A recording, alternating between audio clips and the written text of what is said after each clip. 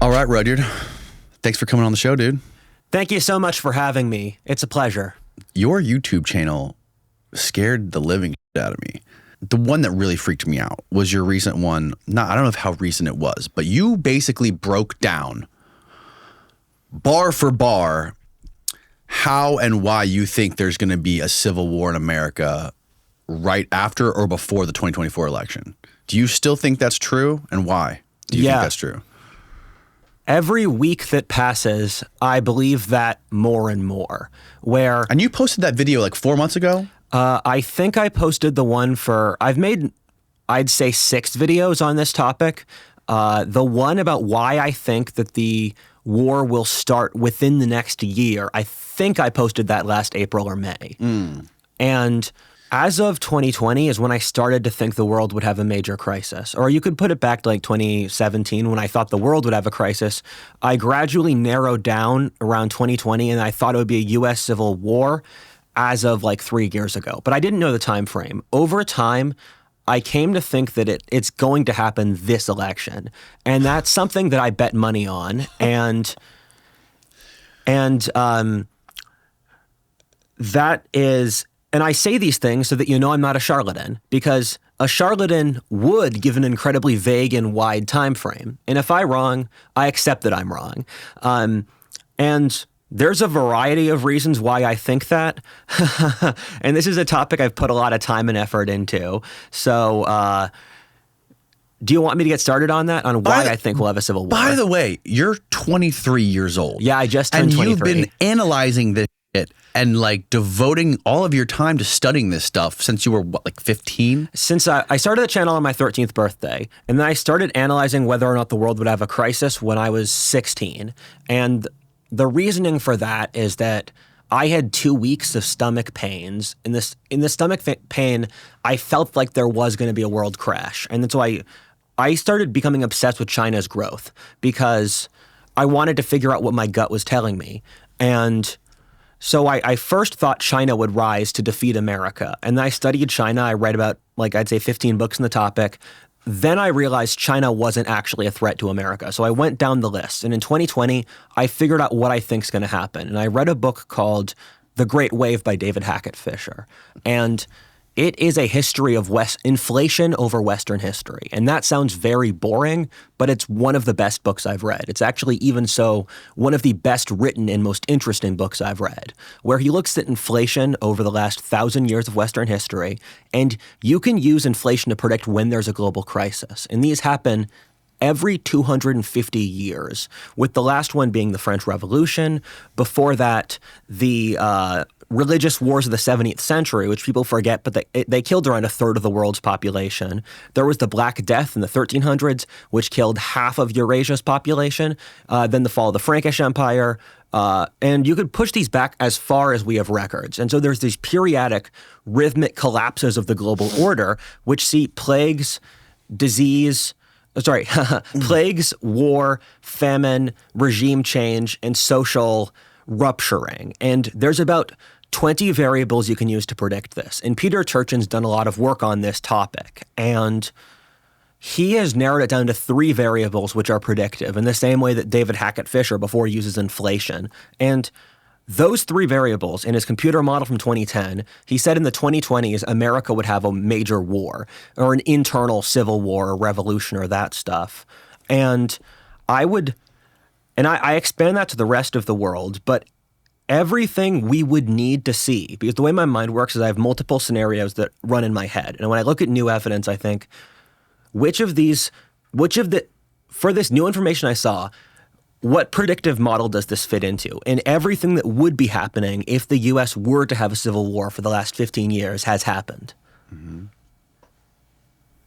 Already. Yes. So one of the ideas I have for this topic is that when you look at the start of a major war, there's a series of dominoes that falls. Right. And the faster the dominoes fall, and in the closer succession, it means that there's going to be something bad. Because the way major world crises happen is that there's some underlying systemic, geopolitical, demographic force. And that means that there has to be a war. The question is when or where does it happen? So for World War I, there were about a dozen places where World War I could have started. It just happens to be in Bosnia. And the same is true for us, where every single week for a pretty long time, we've had dominoes falling. We've had Iran threatening war in the Middle East. We have had Biden removed as the presidential nomination. We've had Trump nearly getting shot. And you can go back further. There's multiple states have taken the opposing candidate off the ballot, and the last time that happened was the last Civil War. States, both the Republicans and the Democrats, have said that if they've said the results of the last election weren't correct. And my main logic for thinking we'll have a civil war is mostly economic data. But when I see outside is that all the manifestations in just politics and in general culture are there. And an example I love to use is that most mainstream leftist content creators have said that Destiny said it's morally permissible, and Trump voters should die. Vaush said leftists should start owning guns against the right. Hassan has said that it's okay to punch conservatives. And then if you guys haven't figured that already, I am right of center. And as part of the culture on right-wing Twitter, it's just insanely bloodthirsty. And I'll throw out test questions like committing war crimes is bad. And then people will debate. There will be mass approval against the concept. People dislike the concept of war crimes being bad. And so you can see from everything you would look at that the culture is amping itself up to just get incredibly bloodthirsty. And I mean, Hillary Clinton recently said that Trump voters should be put into re-education camps. She said that a while ago, didn't she? Yeah, like a year. I'm a historian, so recent from my mind. I call the 1600s recent. Right. Well, okay. So it sounds like the most of the evidence you're pointing to is on the internet. You're talking about people like Destiny. No. You're talking, well, just now. Yes, just now. You mentioned Hassan, Destiny, and Twitter comments. Okay. Well, we know that the shit you see on the internet that gets the most attention is the most ridiculous shit on the left and the right. The people to the far right and the far left are the loudest, and you get the most attention. But if you go outside, a good friend of mine, Julian Dory, he's got a great podcast. He pointed this out to me. Wawa, New Jersey. You're familiar with New Jersey? It's the New Jersey Embassy. We have a Wawa down the street. Oh, yeah. I grew up in Pennsylvania. Wawa it's like a religion in Pennsylvania. Yes. Eastern half of the state. If you slander Wawa in the slightest, you'll get beaten up immediately. I fucking love Wawa. It's the best thing that's ever happened to Florida. So, like, you can go on Twitter and you can read all this stuff. All these people, fucking spewing venom online about whatever their ideology is, whatever political leanings they have. But when I go to Wawa, I see the girl with green hair holding the door for the 70 or 80-year-old man with the World War II hat on, with the Trump stickers on his truck. So it's not that way in real life everywhere. It's only that way with people who are hiding behind screens and keyboards, for the most part. That is a good point, and it makes me think back to a book I finished yesterday, The Dictator's Handbook. And one of the points of the book is that dictatorships often fall apart due to natural disasters, because natural disasters result in the congregation of disaffected people who can then be used against the regime. And from my study of revolutions, I've found that revolutions tend to be spurred on by small disaffected minorities. If you look before the Bolshevik takeover of Russia, all communists were 3% of Russia's population. The Bolsheviks were a minority of communists. Before the French Revolution, the Jacobins who ended up ruling France were so small that you could predict factions in the French Revolution by what cafes they went to. Where in the French Revolution, the different political factions went to different cafes. They were that small. English Civil War, the Puritan radicals who took over, they were 10% of England's population. So what happens in these civil wars is that the radicals organize, and then what happens is that there's a split between the normies who don't do anything. And over the course of history, The normies, I love it. Yeah. yeah. And so before the English Civil War, it was common knowledge that because England hadn't had a war in 150 years, that the English were too weak to fight. And what ended up happening is that the Cavalier radicals, who were the old nobility and rural folk, versus the capitalist religious fundamentalists, they just conscripted people. So what happened is that no one, and this is the thing I've said in a dozen podcasts, no one riots for normies. No one stands up for normie rights. No one pushes the normie interests. And so the sad thing about a lot of history is that and this is something Nassim Taleb taps into with his idea of skin in the game. Who? Nassim Taleb. He's a Lebanese data scientist. His work is really cool, where he looks at mathematical projections and draws philosophic conclusions from it, is that small groups of radicals who get their acts together and organize, they bully the normies. Because let's say there's a civil war where, and we've done statistical analyses of American politics, 1/3 of Americans conservative, 1/3 are leftist, another third are just disaffected. And the studies have found they're not centrists. They're just stupid. Where Not paying attention. No, yeah, and they just they don't. It's not that they're like principled centrists who have studied both sides of it. They're just disaffected, and so what happens is that it splits. That disaffected third is just not involved. Then there's the conservative third who. The conservative third thinks, okay, we need to placate the insane people on our side because our insane people need to win, not the left's insane people. The moderate leftists make the same calculation. So both sides split up, and then when that happens, a new center emerges inside each coalition. And then what inevitably occurs is that the radicals eat up the moderates until the radicals win. And so what happens in every single one of these civil war, barring the American Revolution, is that a group of radicals wins through gradually eating up the centrists in their side until they win control of the government. How do they eat up the centrists? So let me give you a couple examples. In the French Revolution, what happened, and for a frame of reference, there are 4 conflicts I use as useful proxies for the war that I believe will be starting in America. Those being the fall of the Roman Republic, which was like 50 years with the birth of Christ, the English Civil War in the 1600s, the French Revolution in the late 1700s, and the American Civil War in the mid-1800s. So for the French Revolution, what happened is that there's the degenerate, corrupt, autocratic king. He is completely ineffectual. Radical leftists just kill him and the nobility. And then there's purity spiraling between the radical leftists, where the most radical branch, the Jacobins, just grab the guns first and they start shooting everyone. In the English Civil War, what happened is that the parliamentarians won, and then the religious fanatic faction inside the parliamentarians had the most initiative. So England, the moderates who weren't religious fanatics lost. And so in each case, what happens is that once the Civil War is won, an insane faction inside the winning faction beats up the rest. So it eats itself. Yes. I tell people, you should never be in the business of launching revolutions because the first guys to always launch the revolution get shot, often by their own side, because the kinds of people who would launch revolutions are not the kinds of people who are easy to keep around in a ruling coalition. Do you think it's a good idea to talk about this stuff and predict it? Do you ever get the feeling that like maybe you could be talking some of this into existence?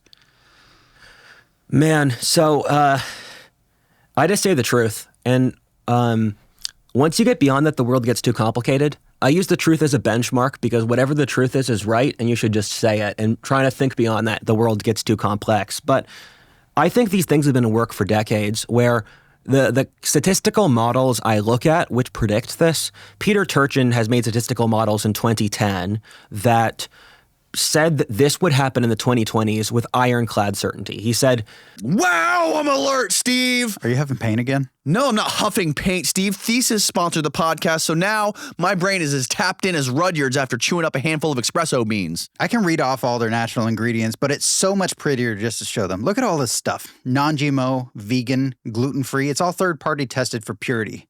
does it ever end? Look at this stuff. You don't have to load yourself up with tons of caffeine or kratom or smelling salts or ice baths, whatever you need to keep yourself energized and feeling good. I took the quiz online and it figured out exactly what I needed to be perfectly dialed in. For me, it was more focus. But what I noticed was the clarity that I got from this for like 4 to 5 hours after I take it during the podcast has made a huge difference. There's 6 unique blends to best fit your brain chemistry: clarity, creativity, motivation. I have clarity. Thank you, Danny. And you can take the quiz and it'll identify what you need, and it'll send you 4 blends to test over 4 weeks to see what works best. Clarity works for me. Thesis has coaches to guide you through the process if you have any questions, and it comes with a 30-day money-back guarantee. They are awesome. You should try it out. So if you want to get your brain dialed in and working right, you can try Thesis's free 3-minute quiz to find out exactly what your brain needs. Head on over to takethesis.com and use my promo code Danny to save $60 on your first subscription order when you sign up for Thesis. Again, that's $60 off your first order at takethesis.com. It's spelled TAKETHESIS.com, and use my promo code Danny, DANNY. Maximize your mind with Thesis today. It's linked below. Now back to the show. This has already happened. It just hasn't moved through its logic yet. And so he predicted off 3 variables. And David Hackett Fisher, the guy who read the book that was the inflation book, he was predicting this in the 1990s. And so these are authors where I think the reality of this was set before I was born. And I'm just talking about an underlying reality, and I want people to be prepared in whatever way they want to. The irony of it is if the left and the right could work together, if the working class could figure out a way to meld together and not be divided, I think that we would have way more power. I think that that's how the elite stay in power, is having society divided. Yes. And that's how they benefit and make money with their policies and rule the world and whatever conspiracy you want to believe in. But it's, have you ever heard of the horseshoe theory? I know it. I know people who went from far left to far right. Right. Once you get radical enough, they start looking the same. There's the have you heard about the bootlegger and the Baptist? No. They both want alcohol to be illegal for different reasons, for opposite reasons. The Baptist, because it's based on his morality and his religion. The bootlegger, because he makes money when alcohol is illegal. And if you want to take that to modern day, look at, for the few that still exist in various corners of our country, the KKK and super far left people. There was a kindergarten, or not a kindergarten, it was an elementary school in Colorado, I think, a couple of years ago, that designated a specific time or day for children of color playtime only. So it's segregation. So far left and the KKK both want segregation, the horseshoe theory thing. Yes. Yeah, that's something I agree with. And once you get far enough right, you see a lot of traits in common with the left. Desire for the government to do stuff for you. Your identity is based off your blood or what you're born with. That you need to split racial groups up. That there is this one enemy group that if you kill them, everything will get fixed. That's either rich white men or the Jews. Say that last one again. The rich white men or the Jews want what? Both the far right and the far left think there's a bogeyman, and if you kill him, the world will be perfect. The far right and the far left think if you kill the Jews, it'll solve the issues. And then a lot of people on the left think rich white men are the cause of all the issues in the world. Right. Well, if you're a moderate or someone like me, I think the world's a very complex place, and I think there's not an easy solution or an easy answer to questions. And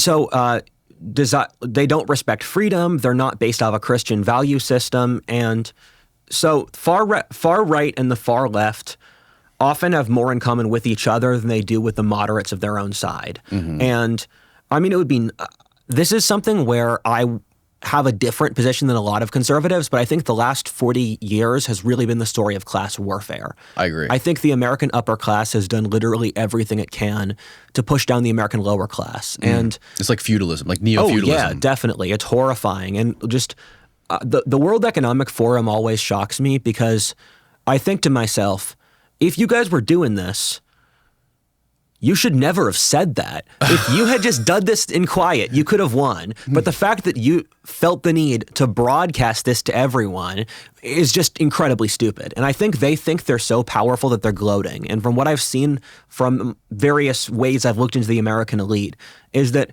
they are just incredibly stupid and incredibly naive, and they have no idea what's going on. But to finish the point I was trying to make beforehand, I would like a world where the left and the right unified about the good of the common people, but that's not going to happen. I mean, the problem I feel like Americans are waking up more than ever now, though. I feel like right now people are more awake than they've been in recent history. The problem, though, is it's difficult to arbitrate between the right and the left because they're fundamentally different religions. It's like getting the Sunnis and the Shias to work in Iraq, where the right and the left, they have different concepts of human nature. They have different concepts of God. They have different concepts of how to organize people. And so people talk about issues like abortion, and I definitely do think that people have picked symbolic culture war issues to get around stuff that actually hurts the American people. But like the reason an issue like trans bathrooms or abortion is so big is that it underlies a major philosophic difference between the right and the left. And so if the right and the left were to organize, they'd be like,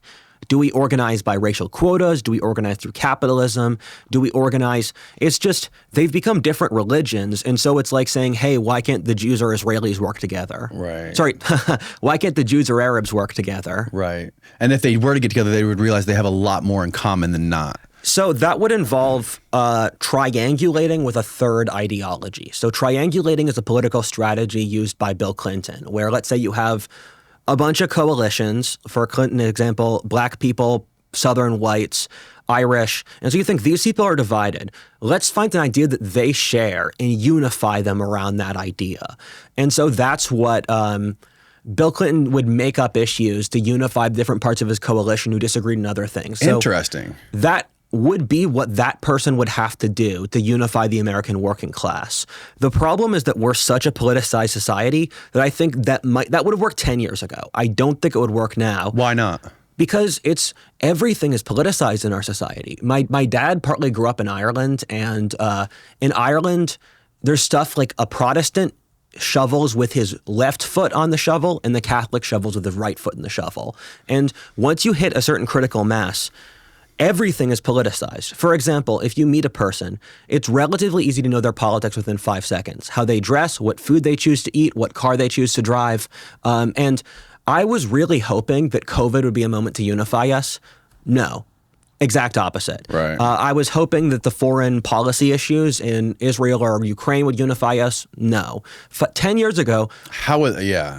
Yeah. Okay. Sorry to interrupt. Yeah. 10 years ago, all Americans would probably be behind Ukraine. Now, find a single political issue that's not politicized. The only one I can think of is geopolitical rivalry with China, where both Republicans and Democrats don't like China. But that was a relatively recent shift. Yes. Interesting how that happened so quick, right? Yes. Before Trump, when the coronavirus happened, he would talk about the coronavirus in a certain way, and people would say, oh, he's being, racist against Chinese or xenophobic or whatever. And soon after that, it's like both parties started to align against China. Yes. So I think I have an answer to that. One of my buddies, he worked for Monsanto in Southeast Asia for like 10 years. Whoa. And so he would do he would go to Thailand and Burma and go to rural communities, and he would give them genetically altered crops to increase their yields. Mm-hmm. And so he traveled all around Southeast Asia. I have another buddy who was an anthropologist in Cambodia for years too. It's funny. This is a tangent, but he lived with native peoples, and he said that magic is part of their daily lives. They see magic as real. It's something that's completely obvious to their worldview. Interesting. But what my friend in Southeast Asia said is that around 2020, Southeast Asia became a cheaper manufacturing spot than China.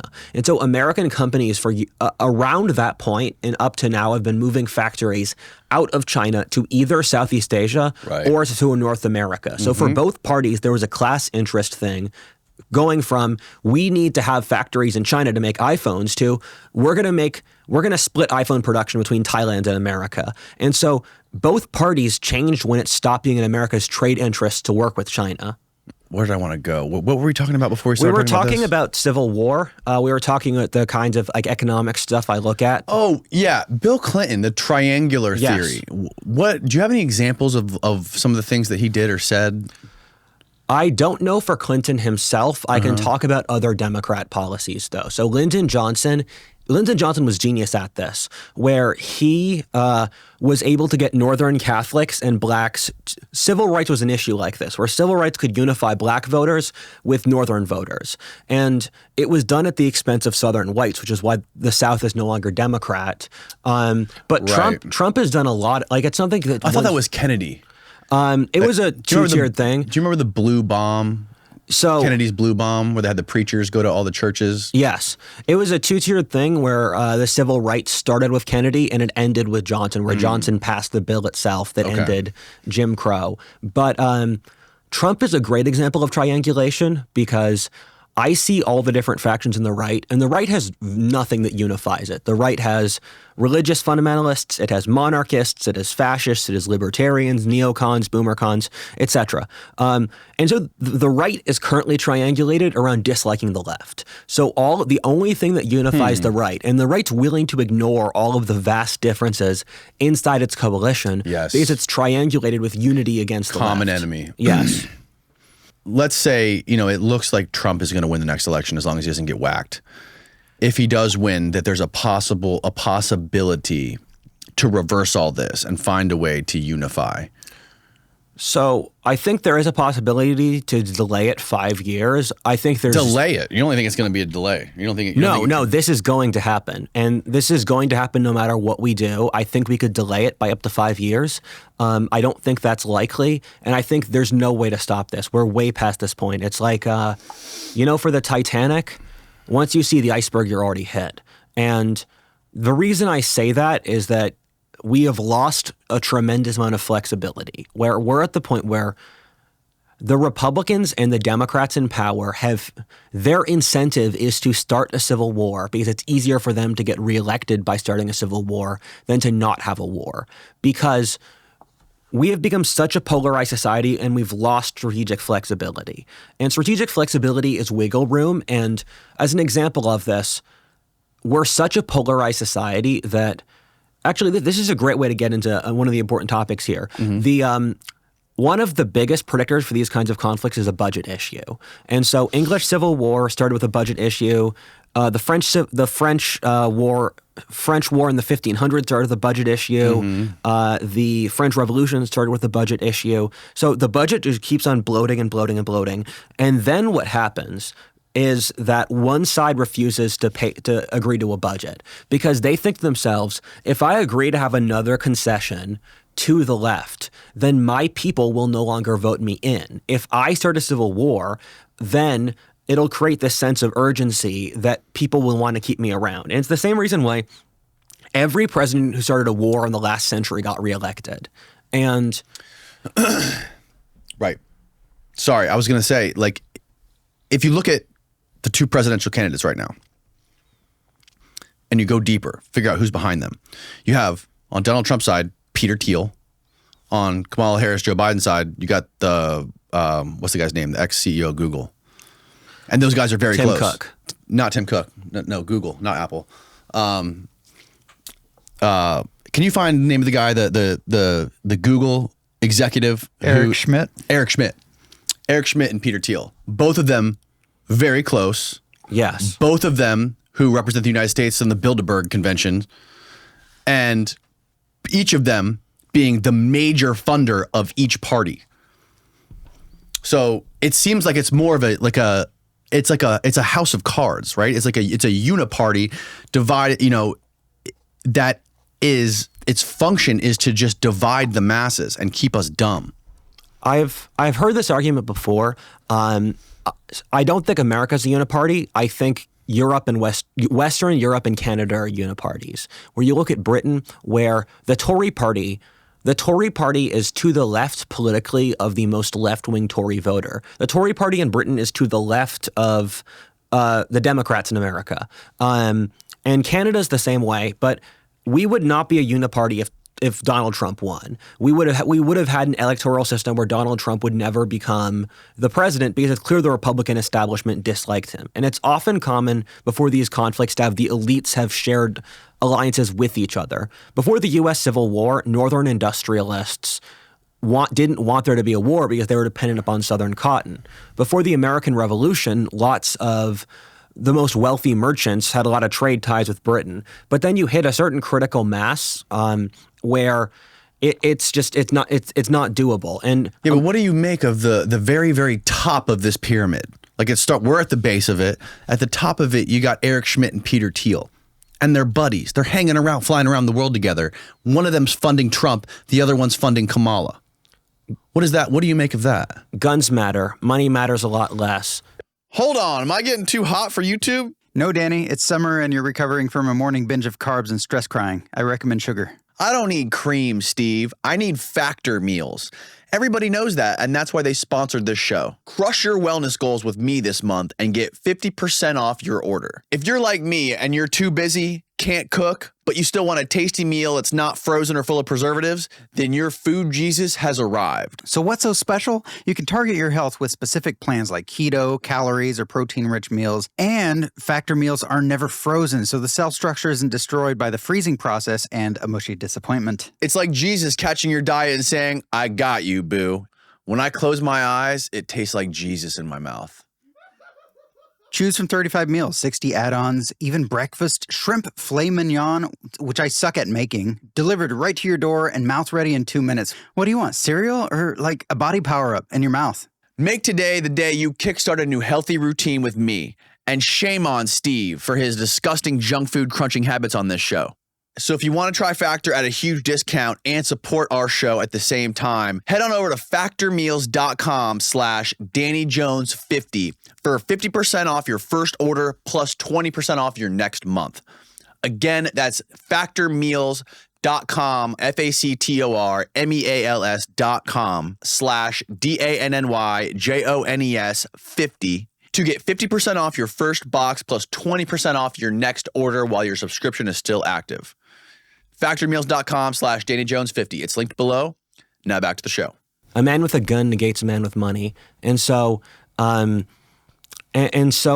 the guys with the guns make a decision to do something, everyone else's hand is forced. And so the people with the real power in the U.S. now are the military, where if there's a war, a civil war, the most important faction is... So the people who wield force are the most powerful, and indirectly the people who wield force are politicians, and directly it's the military. And one of the worst things that can happen to a society is the military loses faith in the civilian governments, and then the military acts out of its own self-interest. And that's why so many countries in Africa or South America or Southeast Asia are crap holes. And I think the most likely option we'd have for a war is something like this. So this is a scenario where it would force those kinds of people's hands. And I still want to get to the metrics I use to predict this war because that's important. Force whose hands? What kind of people? So I think these are my top scenarios for things that would start a war.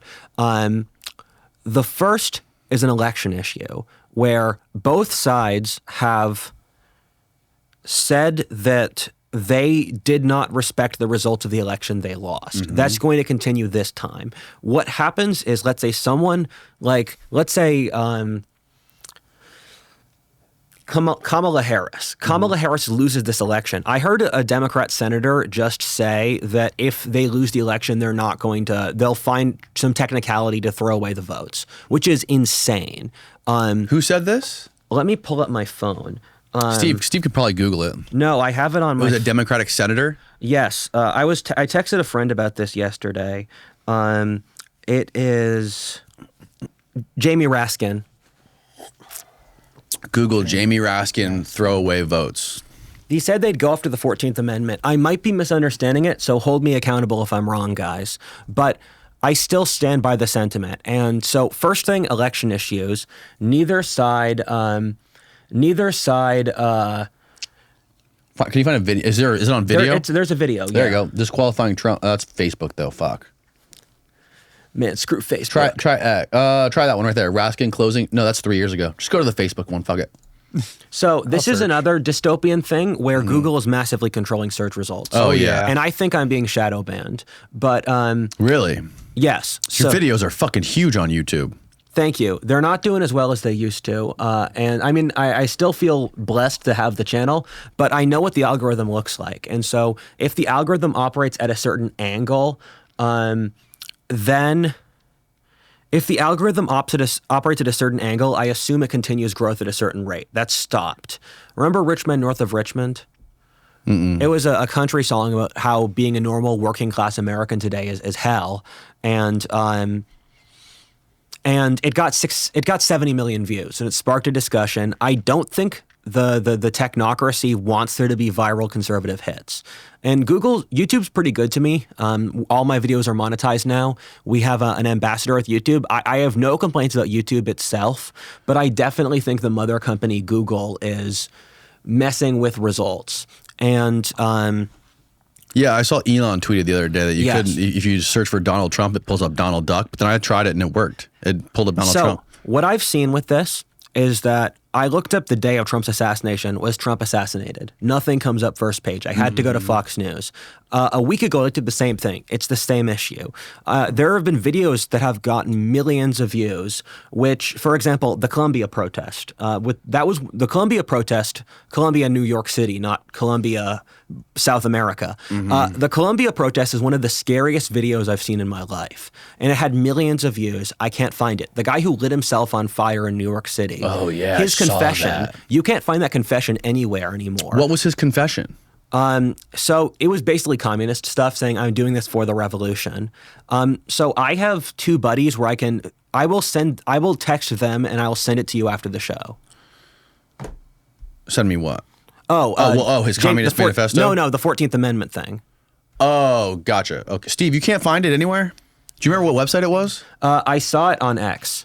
It was on X. Okay. You can do it, Steve. We got faith in you. I think the pandemic really was the biggest magnifying glass on the problems with YouTube. Exactly. The problem with social media in general. Yes. How they would censor stuff. Is this it? August 5th. Yeah, this might be it. Yeah, I mean, it's got to be.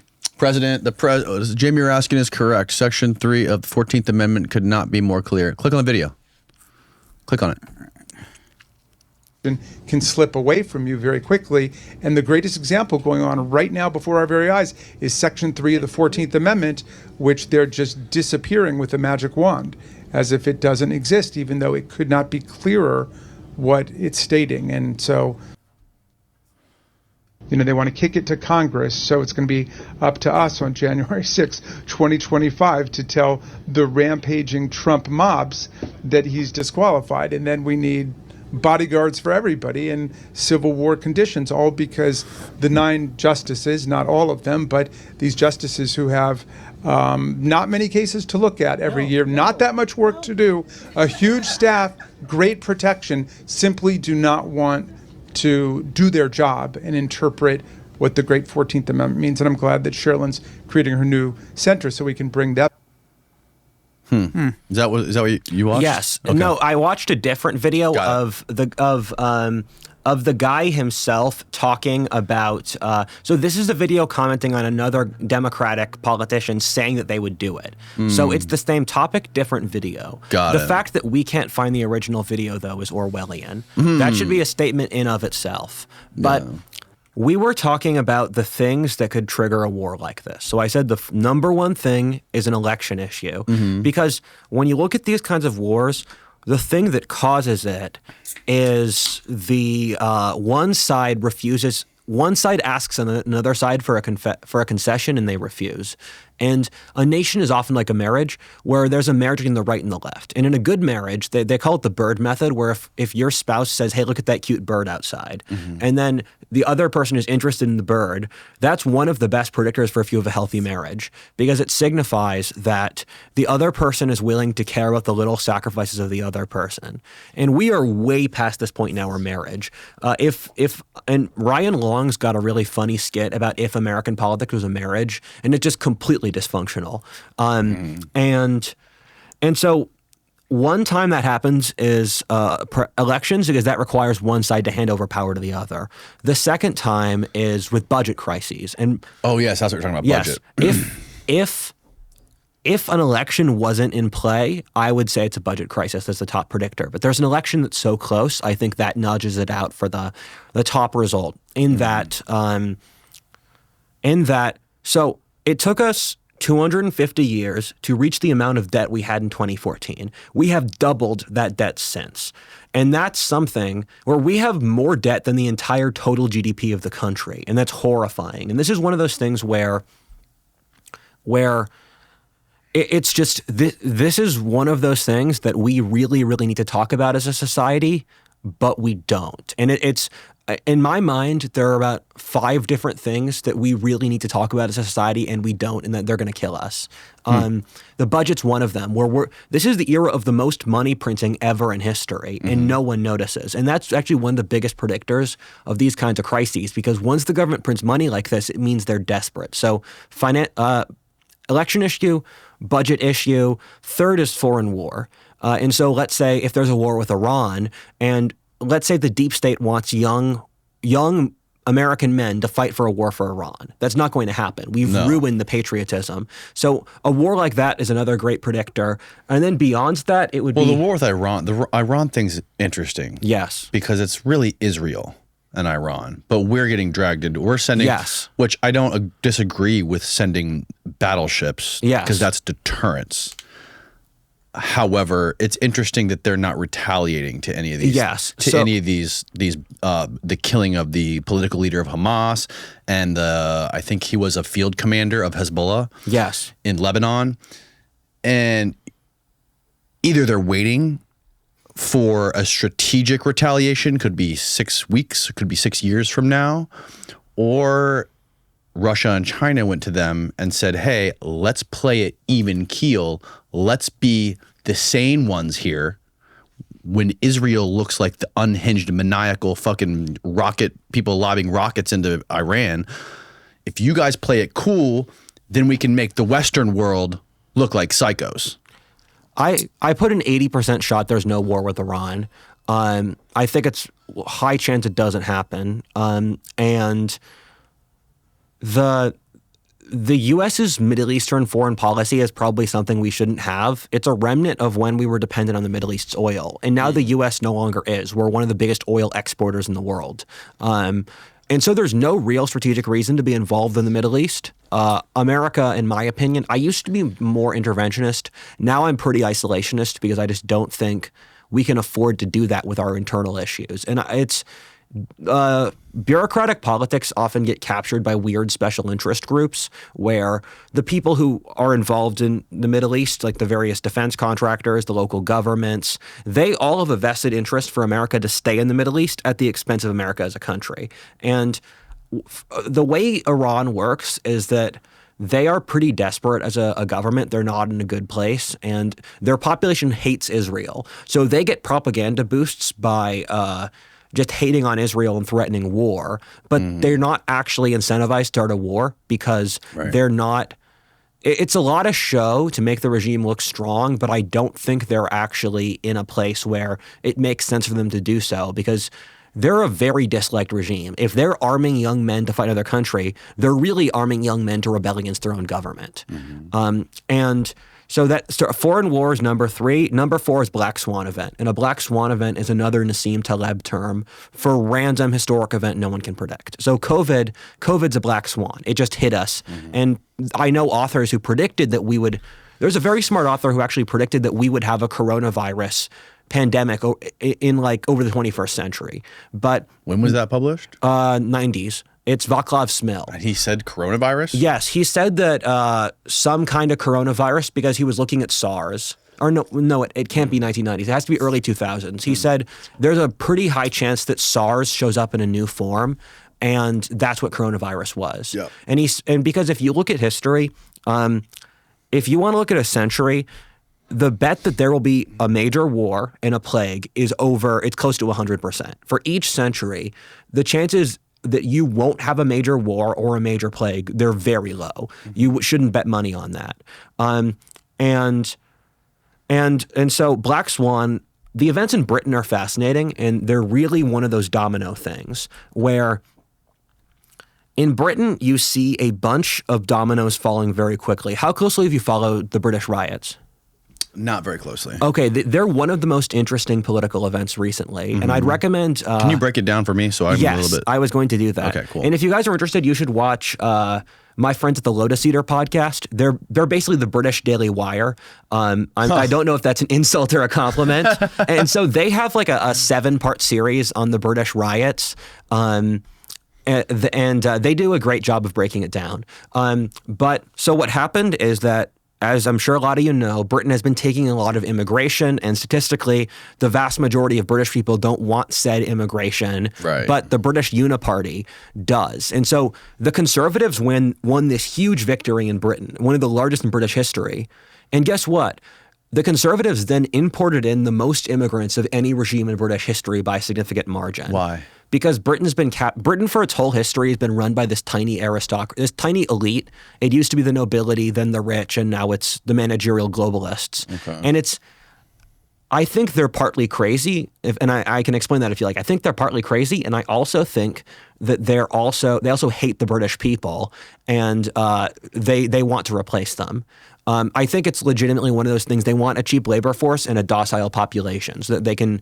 One of my friends says that the elites want to Mexicanize the Western world, where Mexico is it's a country where a small elite can do whatever they want, and most people are stuck in poverty. And massive regulations mean that the big companies can run everything because no one can compete. Where the elite are basically in business with organized crime. Exactly. And so you can see why an evil elite would want that, because it's inside their own self-interest. And they don't contextualize it in that way. But Mexico is a country where the elite could do whatever they wanted for centuries, and so it ends up in a similar place.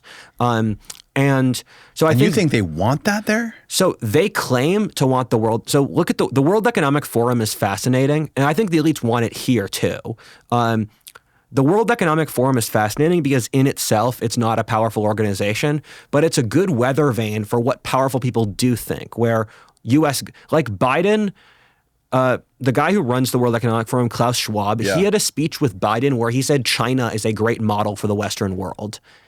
And so they just say stuff like that, or they say stuff like, I mean, I'm sure a lot of you know the eat bugs, live in a pod, you'll own nothing. Yeah. This is stuff they say. And so the human mind is very good at rationalizing. And there's a wonderful book called The Elephant in the Brain. And it's a book about how humans rationalize bad things in a nice lens. And so people make up ideologies that rationalize whatever they want as a way to make it holy or good, where the Nazis wanted to genocide Eastern Europe, so that they made up an ideology where that was moral. The left wanted to kill the rich and take their stuff. They made an ideology where that's moral. And so for the WEF types, for those leftist globalist elite types, on paper, they say that they want an advanced modernist, basically automated gay space utopia.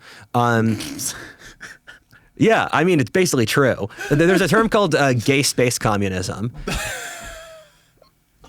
It's Star Trek, yeah. There's the title of this podcast, Gay Space Communism with Rudyard Lynch. Yeah. Thank you for pronouncing my name correctly. Very few people do in the first time. Really? Yeah. How do people pronounce it? When I was growing up, people called me Rudyard a lot. So I had a teacher who called me Rudyard for 6 months, and then she learned my real name in like February, and then she stood up in front of the class and he said, "Hey, he's Rudyard. He's not Rudyard." Rudyard. Yeah, it's not spelled like that. It's spelled Rudyard. No, yeah. I was 15 at the time. I found that as I grew older and as I grew more famous, people went to greater effort to pronounce my name correctly. You said you're the only Rudyard in America besides one black woman in New Jersey? Yes, there are 2 Rudyard Lynches in America. There's me and there's a black woman in Irvington, New Jersey. That's incredible. Yeah. There's a Danny Jones in probably every zip code that exists. Yes, exactly. And so so on paper, they say that they want... Gay space communists. Yes, exactly. Yeah. On paper, gay space communism. In reality, and this is the thing with communism, communist delivers the opposite of what it says. It wants to liberate the working classes. It turns them into literal slaves. It wants to create... for a lot of the Cold War, communist societies were more unequal than capitalist ones. And so communism achieves the opposite aims of what it sets out. And so they're going to say they want that, but in reality, they're going to push for this like the people who push for progress the most will make society the most primitive. It's a strange paradox. The thing they're actually getting get is Mexico. But so British riots. By the way, speaking of real quick, speaking of gay space communists, what do you think of that Olympics opening thing where they tried to recreate the Last Supper with the blue guy who's supposed to be who was he supposed to be? Prometheus or something? I think so. So I forgot the Olympics happened until that happened, and it's funny where like that's what's happened to legacy institutions where. We think of a single legacy institution people like. I mean, like it's crazy to think that the UN would fall to degeneracy like that. Sorry, see that woman right Olympics, there? Yes, that's the Jesus we deserve. Yeah, that's hilarious. I mean, the West has just been consumed by suicidal, nihilistic decadence and degeneracy. And wokeness went through this interesting evolution from 10 years ago being an ideology that supposedly propounded minorities and women and gay people. And then it just devolved into this. I have no idea which demographic this helps. I have no concept what black dude in Camden, New Jersey is being helped by this. Right. And so wokeness at this point is just a rationalization for suicide. And it's crazy that I was very much surprised that wokeness was popular outside America because you'd think that it exists inside this so why does Finland care about Black Lives Matter? There are Black Lives Matter protests in Britain or Finland. Most of Europe has basically no black people. The black people they have are recent. Their police aren't armed. So why does America... There's quite a bit of black people in France. Yeah, but it happens even so in countries that barely have black people. So like Sweden, and we forget that Britain doesn't have like that many sub-Saharan Africans, and the ones that are there are very recent. And so why does this American issue of cops shooting unarmed black men in America, why do Europeans or South Koreans go to protests about this? It's because they've been so culturally Americanized. And it always shocked me because wokeness only makes sense in the American cultural context. Only in America can you say that the divide is white versus black. In Europe, it's Protestants and Catholics and different ethnicities. And it's just ridiculous that the whole Western world has fallen for this. And I think the biggest problem with this, like what we were talking about, gay space communists, I think the correct term should be trans space communist. Because what the problem with that shit like that you see on the Olympics, right? Meanwhile, these fucking Olympic athletes are getting robbed. They're not getting paid jack shit for what they're doing, and all these people at the top are making all this money. Yes. But what they're doing is they're dragging your average gay and lesbian people through the fucking mud with them because they're taking something to the most ridiculous extreme and making it mainstream. And these people, these normal people that are just living their lives, whether they're gay or straight, a lot of gay people are Republicans, they're getting dragged through and being automatically associated with these people, and they're ruining it for everybody. Agreed. Yeah, I don't have any beef with gay people. I don't dislike them. And they're building a barrier is what they're doing. What those people are doing right there, whoever designed that whole thing, they're building a barrier in society. Yes, I can very easily explain what's happening. So one of the best books I've read in my life was The Leviathan and Its Enemies by Sam Francis. And it's a book about how the bureaucracy controls modern civilization. And so what the bureaucracy does is it picks issues that can't get solved, and then it asks for infinite funding forever. So picking an issue that can't get solved is the way to have perfect bureaucratic bloat forever.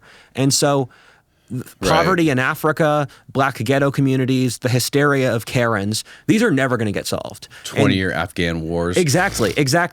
And so that's what's going to happen. And so with something like this, the thing is the bureaucracy has no responsibility. If you're a medieval lord, if you're an industrialist, you run a factory, you're responsible. No one's responsible for what bizarre executive branches do. So it's all these people trying to get funding to push their own professors, bureaucratic bloat. There's all these organizations where it's all these people trying to get more funding. And so they push something to the point of absurdity, but they're not responsible for the absurdity. And so it's this weird incentive structure the left has where they're and also one of the weird things with the left's moral code, and this is something I talk about in the anthropology of the left, is that their entire moral code is do do you make the revolution? If you push for the revolution, if you push for the rights of disenfranchised peoples, you're a moral person. The left doesn't have frameworks. It doesn't have a concept. Here are the 10 commandments. Follow them. Here are the 7 ways to virtue. Right. And it evolves. It's yes, flexible. exactly. And so the left gets stuck in these hurricanes where everyone is trying to signal their loyalty to the group by being crazier, and they have no moral framework to assess themselves against. So over time, you end up with ridiculous stuff like what we just saw because everyone in the organization is benefiting from being ridiculous and no one is responsible for it to not be ridiculous. How much of this stuff do you think is covert influence? Or how much do you think is foreign influence, covert from other countries like China or Russia? Have you seen the famous interview with the Russian Yuri Bezmenov talking about infecting the institutions? Yes. Can you find that? Just type in Yuri Bezmenov interview about American universities, I think it was. Yeah, Yuri Bezmenov is great. I'm going to make my first reaction video ever reacting to his videos. And my father and I have had a debate ever since I was in high school about is the left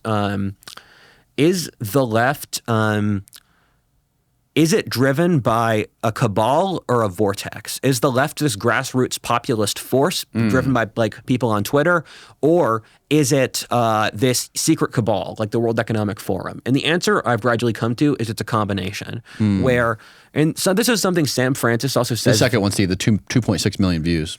This is something Sam Francis is very smart about, where Sam Francis wrote this book in the 90s where he said the left is divided between consensus liberals and the new lefts. The consensus liberals are the UN, the consensus, the science trademarked, Reddit, Steven Pinker, rationality. And so the consensus liberals are the mainstream left, and then you have the new left. And the new left is, they are like Mother Goddess, their intuition, Mother Nature, deindustrialization. So you have the radical left and the moderate left. And so they play this game of good cop, bad cop, where the radical left says something batshit insane.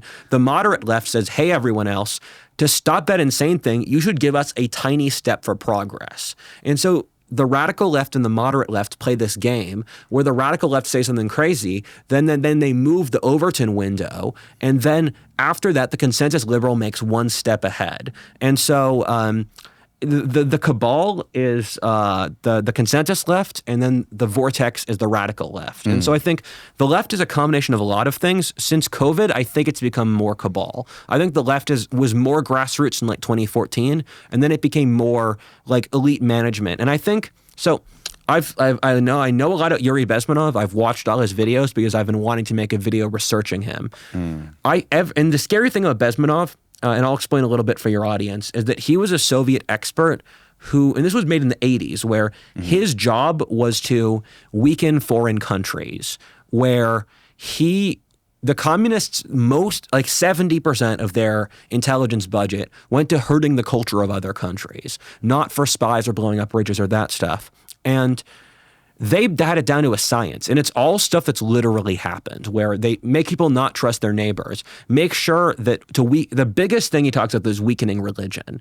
Really? Yes, the biggest thing Yuri Bezmenov says is the worst thing he can do to a society is kill its religion, because he said the Soviets knew that if someone is religious, you could never break them and make them weaken the society for communism, and if they aren't religious, you can corrupt them. So that would, if you watch his 1 hour lecture, if you break their religion, you can't weaken their society for communism? Yes. So if you watch his 1 hour video, towards the end, the last 10 minutes are him saying the number one variable that stops society from being taken over by communism is religion. And so that's, for example, why you don't have communist parties in the Middle East, or why the Bible Belt is less communist. And so he goes through a variety of things. So he says, make sure that people are dependent upon the government in school. Make sure people can't trust their neighbors. Make it impossible to have authentic capitalist interactions where, let's say, I like this guy, let me hire him. You got to have a bureaucrat in between absolutely everything. And you have to distort reality. And one of the things Bezmenov says is fascinating is that he said, you want to be in a place where a person, if you take them to the gulag in Siberia, they still think communism is good, where they can't see reality and they can't see what's from left or right. And I think that's why they're trying to push trans, because once you can get people to agree that men and women are the same and there's no difference, you can get them to believe anything. Right. Because the difference between men and women is so primal that if you can get someone to agree to that, they can get them to agree to anything. And the thing with Bezmenov... Trust the science, bro. Exactly. And so he is terrifying, and having looked at his prediction for what would happen versus the reality, it all fits. It fits to a terrifying degree. I know I've given like a dozen different places for your audience to go, but this is one of the more important ones. And the difference, though, is that and this is something I can see from reading Soviet history versus our current histories, where I was reading Solzhenitsyn last week, and you can tell that there's a lot of similarities between Solzhenitsyn's left, and Solzhenitsyn was a guy who was thrown in the Soviet gulag, and our left. Okay. One important difference, though, is that Yuri Bezmenov talks about a demographic called the useful idiots, and the useful idiots were Right. like American professors or gay people or feminists. And they were these people who... In Soviet Union? No, in America. In America. Yes. So Yuri Bezmenov said that in America, there's this, and in the Western world or the whole world, there's demographic called useful idiots. And useful idiots are delusional leftists. They push leftists. He said gays were Yes, were useful idiots? Yes, he said that literally. It was a different time. Right. Interesting. So he said like basically the new left. Like, and he says environmentalists, gay people, Afro racists, and it's funny. Well, right. They're being used for Yes. for a political Yes, yes. ideology. And so for a he's- political. Yeah, he covered this more in the 1 hour video where he says towards the end of it that those people all get shot. And if you look at the Soviet Union, those were the people who got shot. The Soviet Union was one of the least feminist states of the 20th century. It was one of the least gay-friendly states. It was an imperialistic empire. The Soviet Union was socially conservative. More so than Afghanistan? I said one of. Afghanistan's the most. But as industrialized countries go, the Soviet Union was more socially conservative than America on a variety of metrics. Right. And so they shot all those people, sent them to the gulag. The one difference in Yuri Bezmenov and our timeline is the useful idiots won. And you can see that in the left is horrible at power politics. The Soviets were strategic geniuses. They were so good at manipulating people, making a culture of terror, growing their empire. And the thing that really gets me at our left is our left has no strategic sense. And it always shocks me. Right. The problem with the left today strategically is that But neither does the right. the right doesn't have strategic sense. The left In general. Yeah, the right in general does not have strategic sense. The left is off 1,000 miles in La La Land. and let me give an example of I don't that. disagree with that. Yeah, let me give an example of this is that the intellectual structure of the left is that if you are a white man, a straight white man, you have no incentive to cooperate with them because no matter what you do, they're going to push you down. And this is something that really shocked me because I thought if the left really wants to win, then they have to create an incentive for white men who are 40% of the population to cooperate with them. And they just don't do that. And at the same time, they can't control the behavior of the people at the top of their caste system, that being like a black trans Muslim, because the black trans Muslim is a good person no matter what she does. And so you can't control her behavior. The white guy has no incentive to cooperate. And there's no way that the left can be strategic because they're so...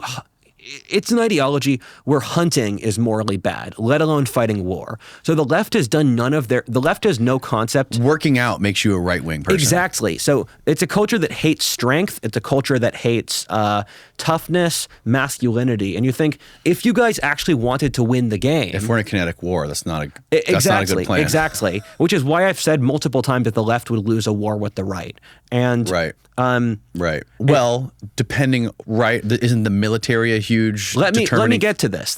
Okay. Sorry, I'm jumping ahead. I'll touch it next. Yeah, I mean, so what I can see from that is that the left doesn't really they haven't been planning strategically. It's just very emotional, gut level reactions, and they don't really have a concept of They don't really have a concept of how hard the game can get. No one in the left has a concept there could be a physical war. It's all optics and propaganda for them. And most of the left is ego protection, in my opinion. And so the people involved have their guilt assuaged. Right. To get to your point about the war. And a great example is what happened in the Chaz. Yes. Yeah, it's hilarious. You articulated that beautifully. Thank you. Beautifully. You said I think basically they ran out of food because all the homeless people were taking all their food and they were like reaching out to the government saying we need more supplies. Yeah, exactly. And it basically got taken over by a SoundCloud rapper. Yeah. So there are things that I see on the left that are worse than any conservative propagandist could make up. Right. And this is one of them where Chaz was a conservative revolutionary state in Seattle that the local government was sympathetic to, and so they didn't do anything with, and they let it exist for a long time. I think months. So within the first 12 hours, they ran out of food because, again, homeless people were taking it. They had no system of government, and like all communist societies, they immediately became a dictatorship run by a SoundCloud rapper. And it's just... It's insane, and it's comparable to with the Columbia protests. And I brought up the Columbia protests before, I think they're one of the most terrifying things I've seen. Why? What about it was so terrifying? Yes. So these are kids my age, so I have a pretty good concept of what they lived through. So early 20s. Yeah, I'm 23. They're like 21 or something. And so I have a pretty good concept of what they lived through. And when I grew up, there was so much anti-Holocaust programming. There were like 7 years talking about the Holocaust being bad. And I don't think that's a bad thing. But they were immediately saying, from the river to the sea, intifada, which signifies genocide against Israel. And so they immediately jumped their programming the second that they left the cradle. And then secondly, the left has spent 60 years arguing about why they're not communists. What I saw in Colombia throws that outside the window because I can speak communist. Communists use certain jargon and phrases, which means different things to their people than the rest of the world. So they dog whistle each other. I was hearing all these communist phrases, and the people at Colombia were saying stuff like,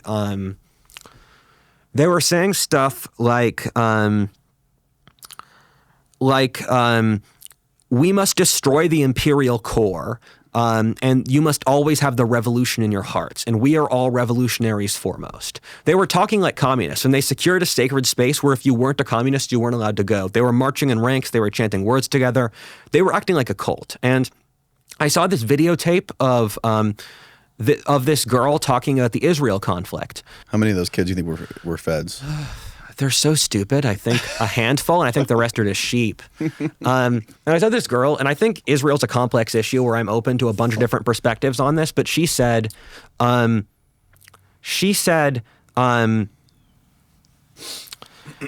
I see a Zionist in front of me, I will, I don't know how I could stop myself. I'm not a violent person, but if a Zionist were to get in my way, I would feel compelled to just hurt them or kill them. And I thought, and her body language was insane. It's like you were looking at a serial killer. Wow. It's just horrifying. And from this, I looked at these kids are from they're almost all from wealthy families, and they've been on the elite track their whole lives. And these kids clearly want to kill people. And to know that this happens to the elite in the next generation, and know that they're this far off in La La Land, that just terrified me. Yeah, it's like the sophisticated society that we see is a very thin veneer, and there's a very deep layer of barbarism that lies beneath all that. Agreed. That's the lesson of the 20th century. Where are we going with this? We were talking about Chaz. So, we were talking about... we were talking the military. The military. So about over 80% of the scenarios that run in my mind, the right wins. The less than 20% odds, because the advantages the right has are that most of the military tilts conservative.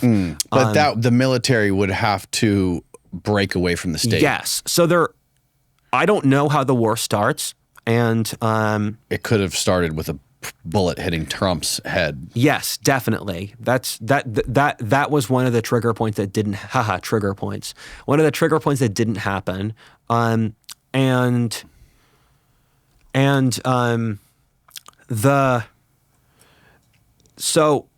the scenario where the military sides with the left is the right is very clearly in the wrong, where the left's biggest strategy is baiting the right into hazard. The left acts so annoying that it incentivizes the right to break with the left and to kill the left. And if the right launches a revolution, it's very clearly illegal. Thankfully, our military is loyal to the Constitution and the law. So if the law demands that the military crush the rightist rebels, they can do that. Then the left can use that as a policy to basically crack down on the right as traitors. That's the one scenario where the left wins. The other scenarios, the right's advantages are most young men, I think 2 or 3 to 1 tilt conservative. The young men are the ones who fight. And that's youngest among fighting age males, like those who are in college aged. That are not in the military or in the military? Both young men as a demographic and the military tilt conservative. Right. And also... But fighting age, but doesn't mean they're trained to fight. No. So if there's a war, our military will rapidly balloon in size as we have conscription. Okay. So I'm looking at both the military as a demographic and the demographic of men who would get conscripted. Okay. And my friends in the military have told me that of the men who actually fight, the conservative tilt is even more pronounced. And it's the military statistics. In the military statistics, what happens is that the left, the military is still demographically conservative, but the leftists tend to be like logistics guys. The guys with the actual guns tilt even more conservative. And in conflicts like this, the upper brass of the military tilts left due to political appointments. But that's a pretty normal thing with revolutions, where for the French or the Russian revolutions, the top of the military were political appointments, while the military was sympathetic to the rebels. And then what happened is that the men tend to side with their colonels or their sergeants over their generals or admirals, where the mid-level and low-ranking officers are the people that the men trust because they're identifiable. The people next in the chain of command. Exactly. And those guys the officers tilt even more conservative than the general men or the mid-level officers. So military would tilt conservative. Young fighting age men tilt conservative. The conservatives control all of America's, because keep in mind it's a rural-urban split at its foremost. So yes, the conservatives control all the electricity, all the water, all the manufacturing, all the roads. The conservatives have a single coherent geographic territory where if there's a civil war, they'd probably put the capital in Texas. And the left is all these disconnected city-states. Even on the East Coast, you could split apart Philadelphia from D.C., from New York City, where the left is all these city-states. And no one on the left wants to fight, where if you hang out with young left-wingers, you realize it's a culture that has done everything it could to not develop a culture of people who want to fight. They hate masculinity. And the only way the left could get troops in a war like this is hiring mercenaries. So I actually think the push for illegal immigrants is partly a push to get a cheap labor force that they can pull troops from. And who do you think's behind that? I think that I think that's like one consideration of 6. I don't think that's the predominant consideration they're making. I think the predominant consideration is stuffing the ballots and getting a cheap labor force. Right. And I think that there are probably 100 people none of us know about who have a tremendous amount of power. And it's probably, I don't believe in cabals, or I don't think there are meetings where everyone meets up and they talk about, this is how we exploit blank. This is how we take over the world. I think there are often shared class interests that push a goal among a bunch of different people who don't know each other, who are pushing towards the same incentive structure. So back in the Middle Ages, the nobility could treat the peasants like trash. That's not because all the nobles met up in the same room. It's because the nobles all had the ability to do so they were acting independently towards the same goal. I think that's what's happening, where like the governor of Gavin Newsom, I think he's making a calculation here. I think there are branches of the executive bureaucracy who are making the calculations. I think it's a lot of leftists looking at the same picture and then coming to the same conclusion. Again, I wonder how much of this stuff, how much of the policies that are happening and the ideology that people are getting brainwashed by, in social media, TikTok, YouTube, whatever it is is strategic Yes. psyop from another country, like China or Russia. Yes. Trying to do this, something they've been working on for decades. I couldn't give you a number because I don't have the data. I think it's more than we think. And I think it's also a psyop by our government, but I also think corporations do a lot more psyoping than we think. An example of this was when I was a teenager, I couldn't believe Snapchat streaks were real because I heard people say, yeah. Snapchat what? Snapchat streaks. So a Snapchat streak is, let's say you have a friend, and so you send each other a streak every single day to keep it going. You send each other a photo every single day to keep it going. And even as a teenager, I thought to myself, this is such an obvious marketing ploy for Snapchat.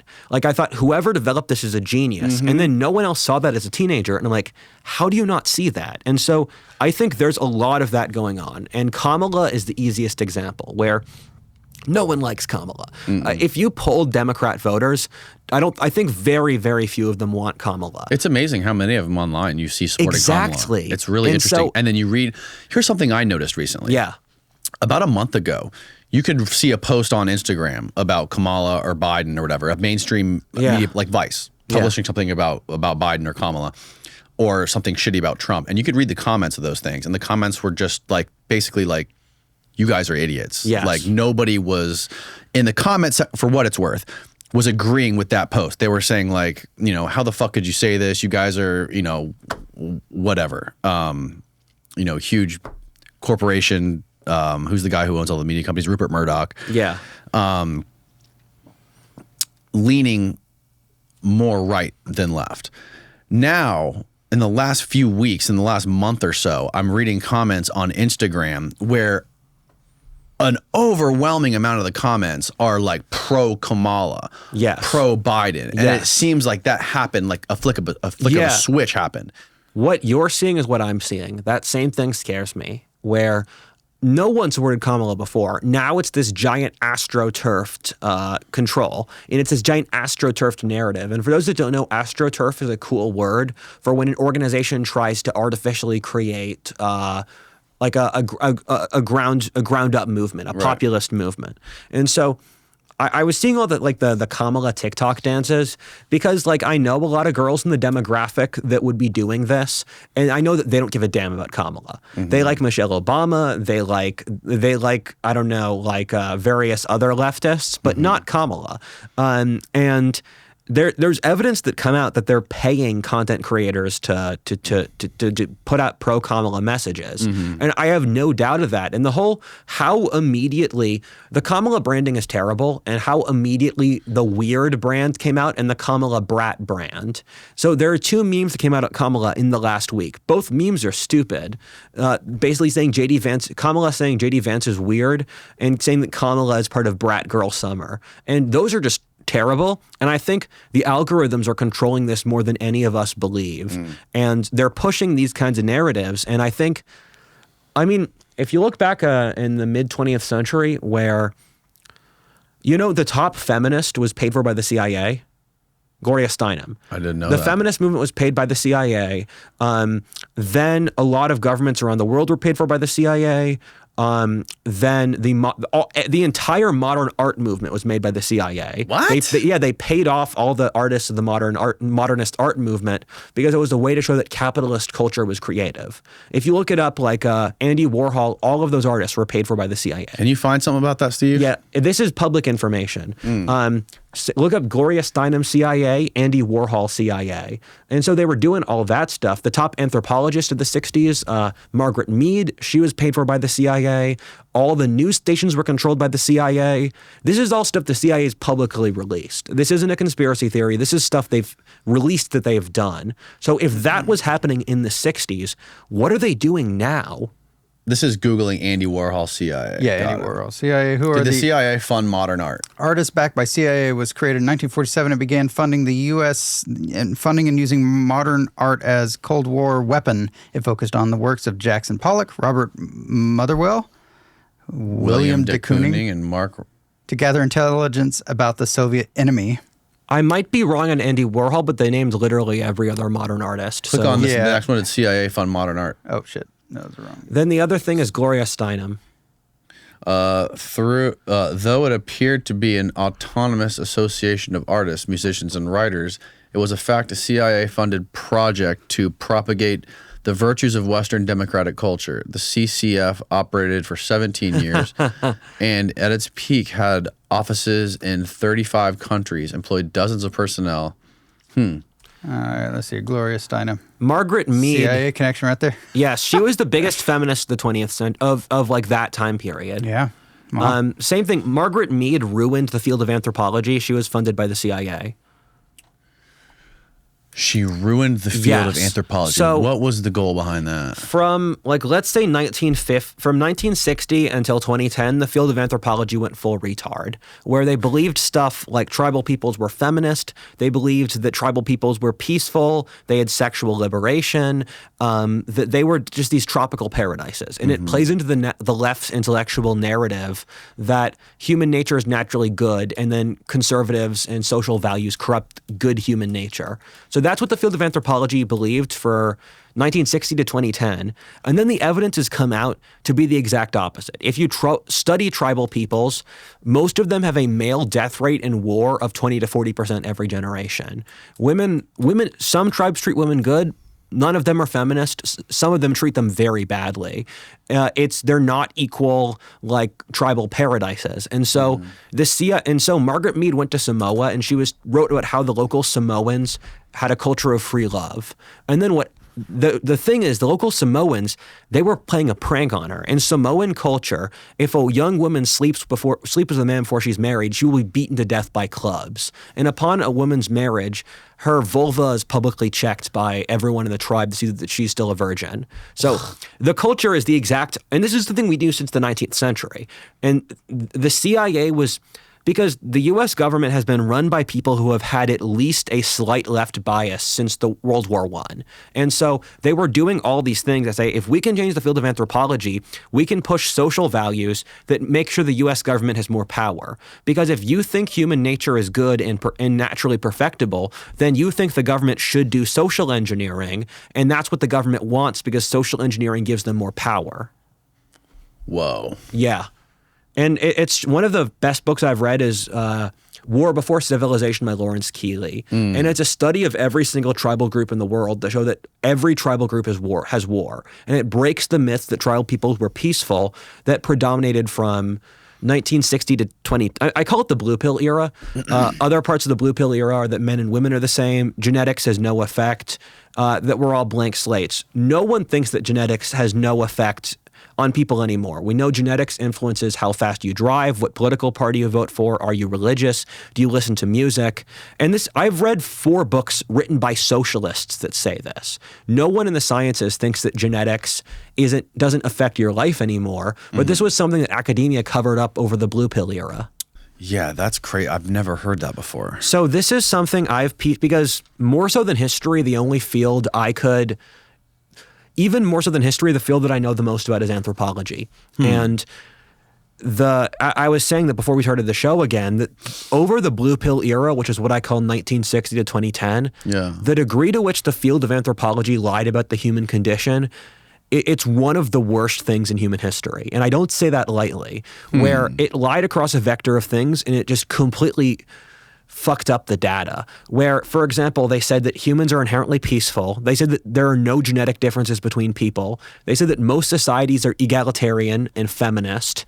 They said that free love had no consequences, that religion was oppressive, that that basically everything previous societies had used for all of time, whether social class, whether ethnicity, whether social values, war, that all of this was completely ridiculous and unneeded. And they also thought that humans were naturally rational, where lots of human values exist to instill some sort of order in people. Where, for example, lots of world religions Islam asks people to fast for a month. From a purely psychological basis, fasting for a month, it builds delayed gratification. And so they thought stuff like that's completely unnecessary. And so there was this huge, complete blackballing of the social sciences in the second half of the 20th century. And it's insane that you had loads of people with very high IQs, with lots of information, and no one broke through this lie until the last 20 years, where the data we have in genetics now, it's going to change literally everything. The data we have about genetics, it's like an atomic bomb no one's seen. How so? So over the last 10 years, we've proven that biological race exists without a shadow of a doubt. And this is something where I know 5 PhDs in this topic, and they all say that that once you look at the data, there's just literally no argument against biological race. Or they've found that... Can you define biological race? So biological race is that there is a demographic group that are white people. And on a genetic basis, Middle Easterners and whites are the same race. So there's this demographic. If you look at it in a genetic chart, different races cluster in different areas. And then the real question of our time is how much does race affect? And I'm more so on the less scale on people in this topic than the more, where some people think that... So, for example, ability to process milk. That's the easiest thing. Ability to process milk. So, okay. White people can drink milk. Well, very few. White people and some black people can drink milk. Very few other races can. Black people have a certain allele that lets them process malaria. Asians have certain alleles. Diet is one of the things that varies the most by race. The real question is how much does it affect? But it's not just that. That's been proven. Social class is also found to be genetic. There are big... Social class? Yes. So this is one of those things where they find that class, and I would need to see a lot more studies on this topic before I jump on it, since the ramifications of this are so huge. But social class is as genetic as height.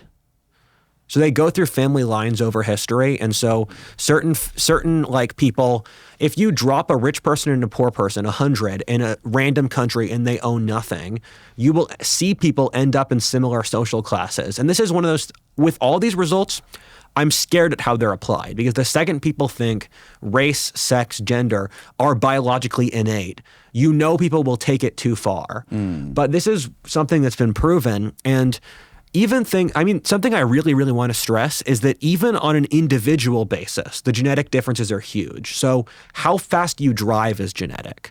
What music you listen to, what clothes you like to wear. And there's crazy stories where you take identical twins, people with the same genetics, split at birth, and they have chilling similarities. Right. So, for example, there was a pair of identical twins. They married a husband with the same name. They named their dog the same name. They have similar interior decorations. They go on vacation in the same place.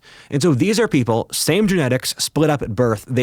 Genetics can go into very, very granular details. And we found on almost every single trait, it's half genetic, half cultural. And that's one of the weird things about genetic data, where you think, why does it work out to be genetic, to be 50% that much? But they've consistently found that for almost all traits, that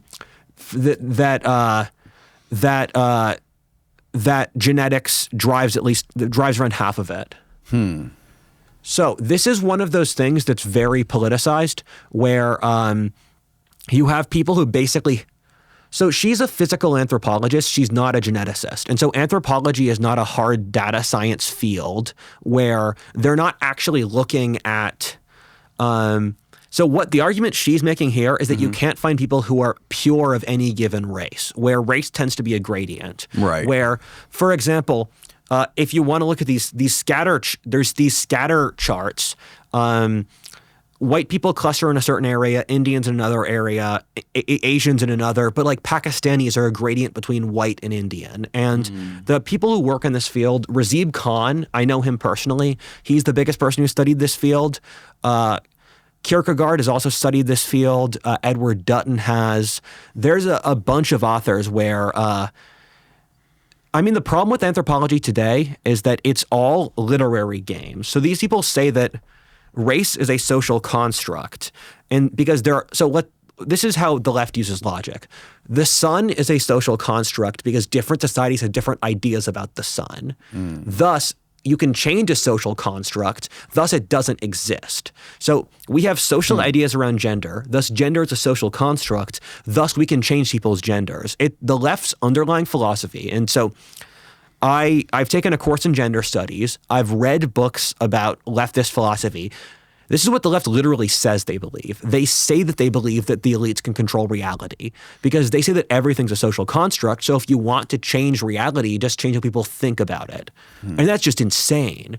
And so the argument people make for these sorts of things is that there's a social expectation about something, change the social expectation, change the reality. When I took a gender studies course, they said, if we trained women to be basketball players, women would be as good basketball players as men.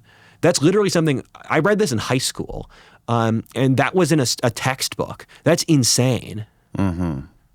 Isn't it true that I read this somewhere that in societies or in empires, when the society gets obsessed with gender, that's like right on the precipice before they fall. And that is true with Rome, ancient Rome. Yes, that's something Camille Paglia talks about, where there's certain archetypes of human behavior that you see repeated again and again. And an empire in collapse is ruled by harem girls, eunuchs, and bureaucrats, much like our empire.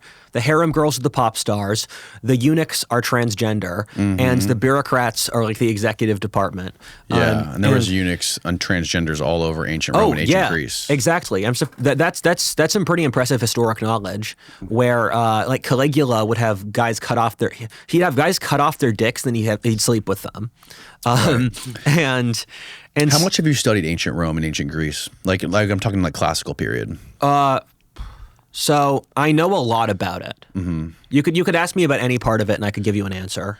It's interesting. I've had a couple people on recently who've talked about the genesis of Christianity. Yes. And how it came out of the Roman Empire and some of the mystery cults that were going on over there, and like Eleusis. Yes. And the use of basically in the classical times how plague, famine, and hand-to-hand combat were the main sources of death with people, right? People were dying all the time. Yes.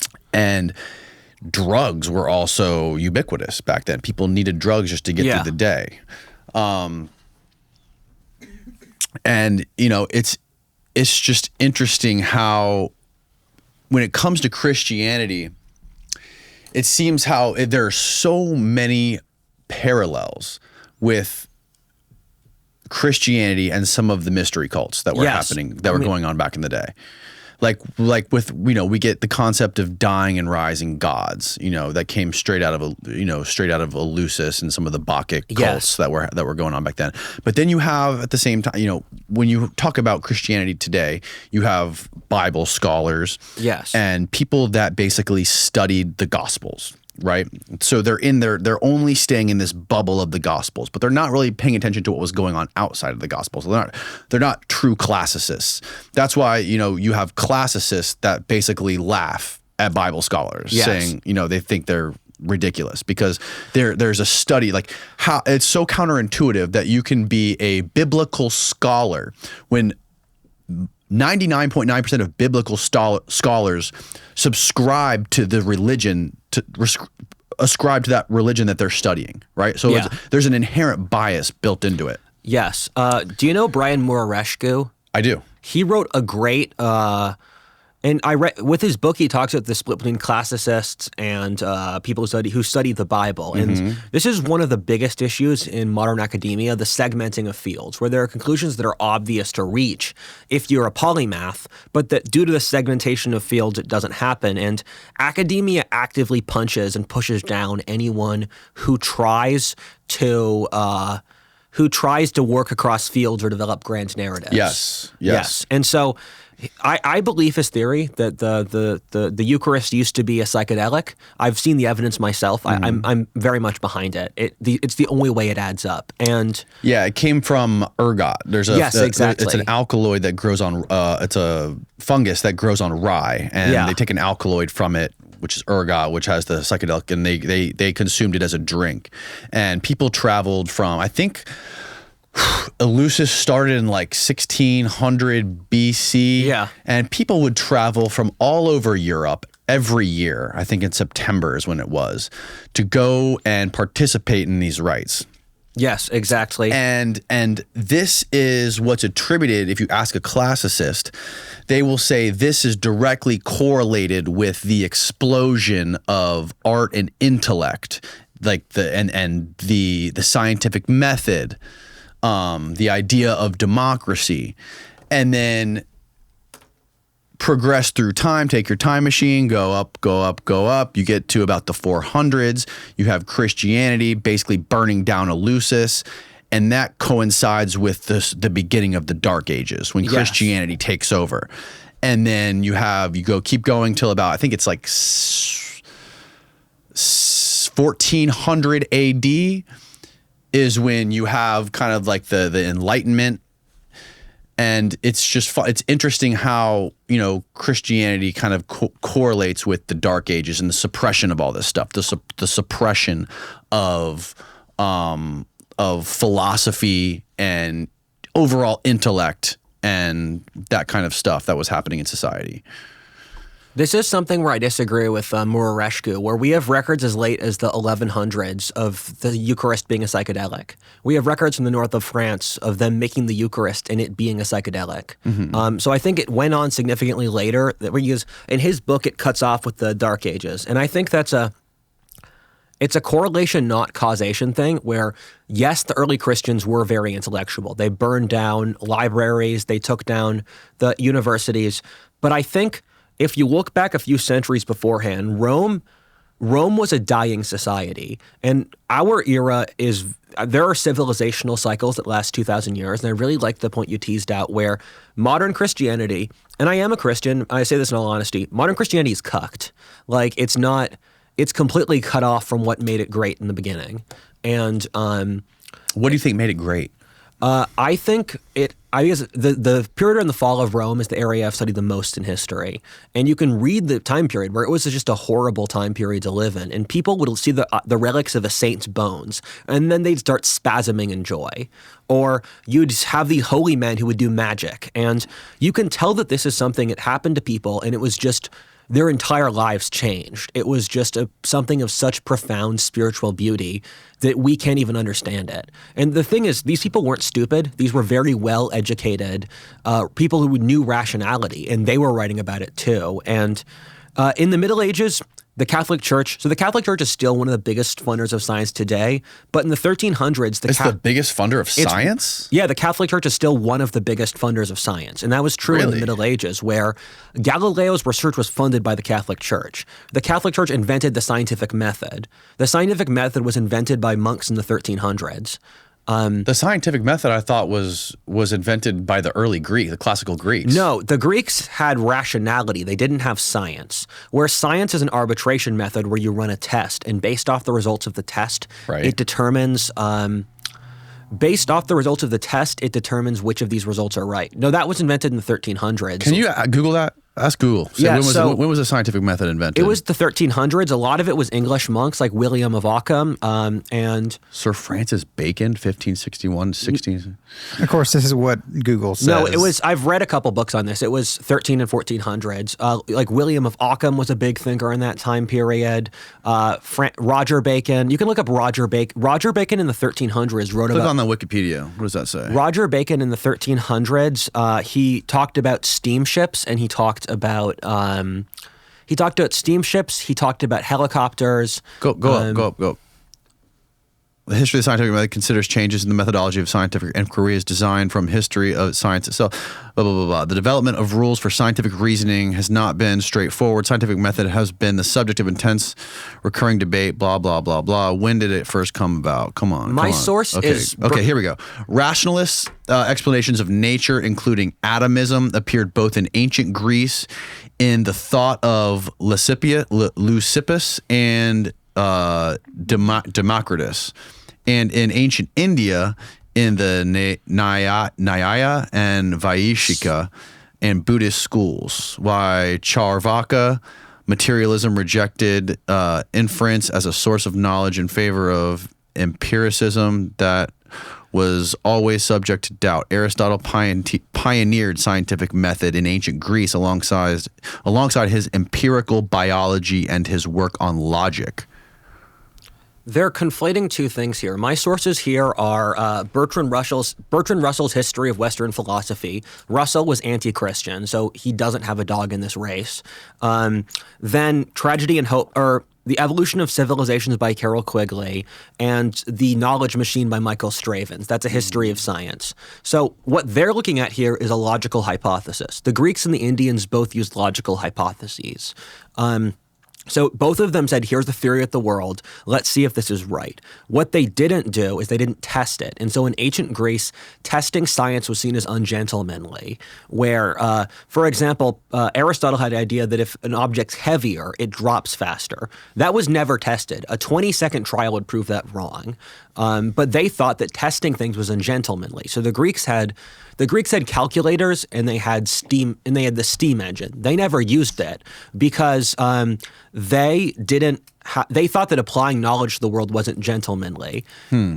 The European Middle Ages, they invented the scientific method, which was testing it. Okay. Because in Christian philosophy, you have to accept humility, that you're constantly wrong. So they thought, how do we test information on the most basic level? So it was invented in it was invented late Middle Ages, largely in England and a handful of other countries, where how do we know what we know? And it's let's make a test, and whatever the results of the test are, we go off that. And so the Catholic Church invented due process and invented the scientific method. So it says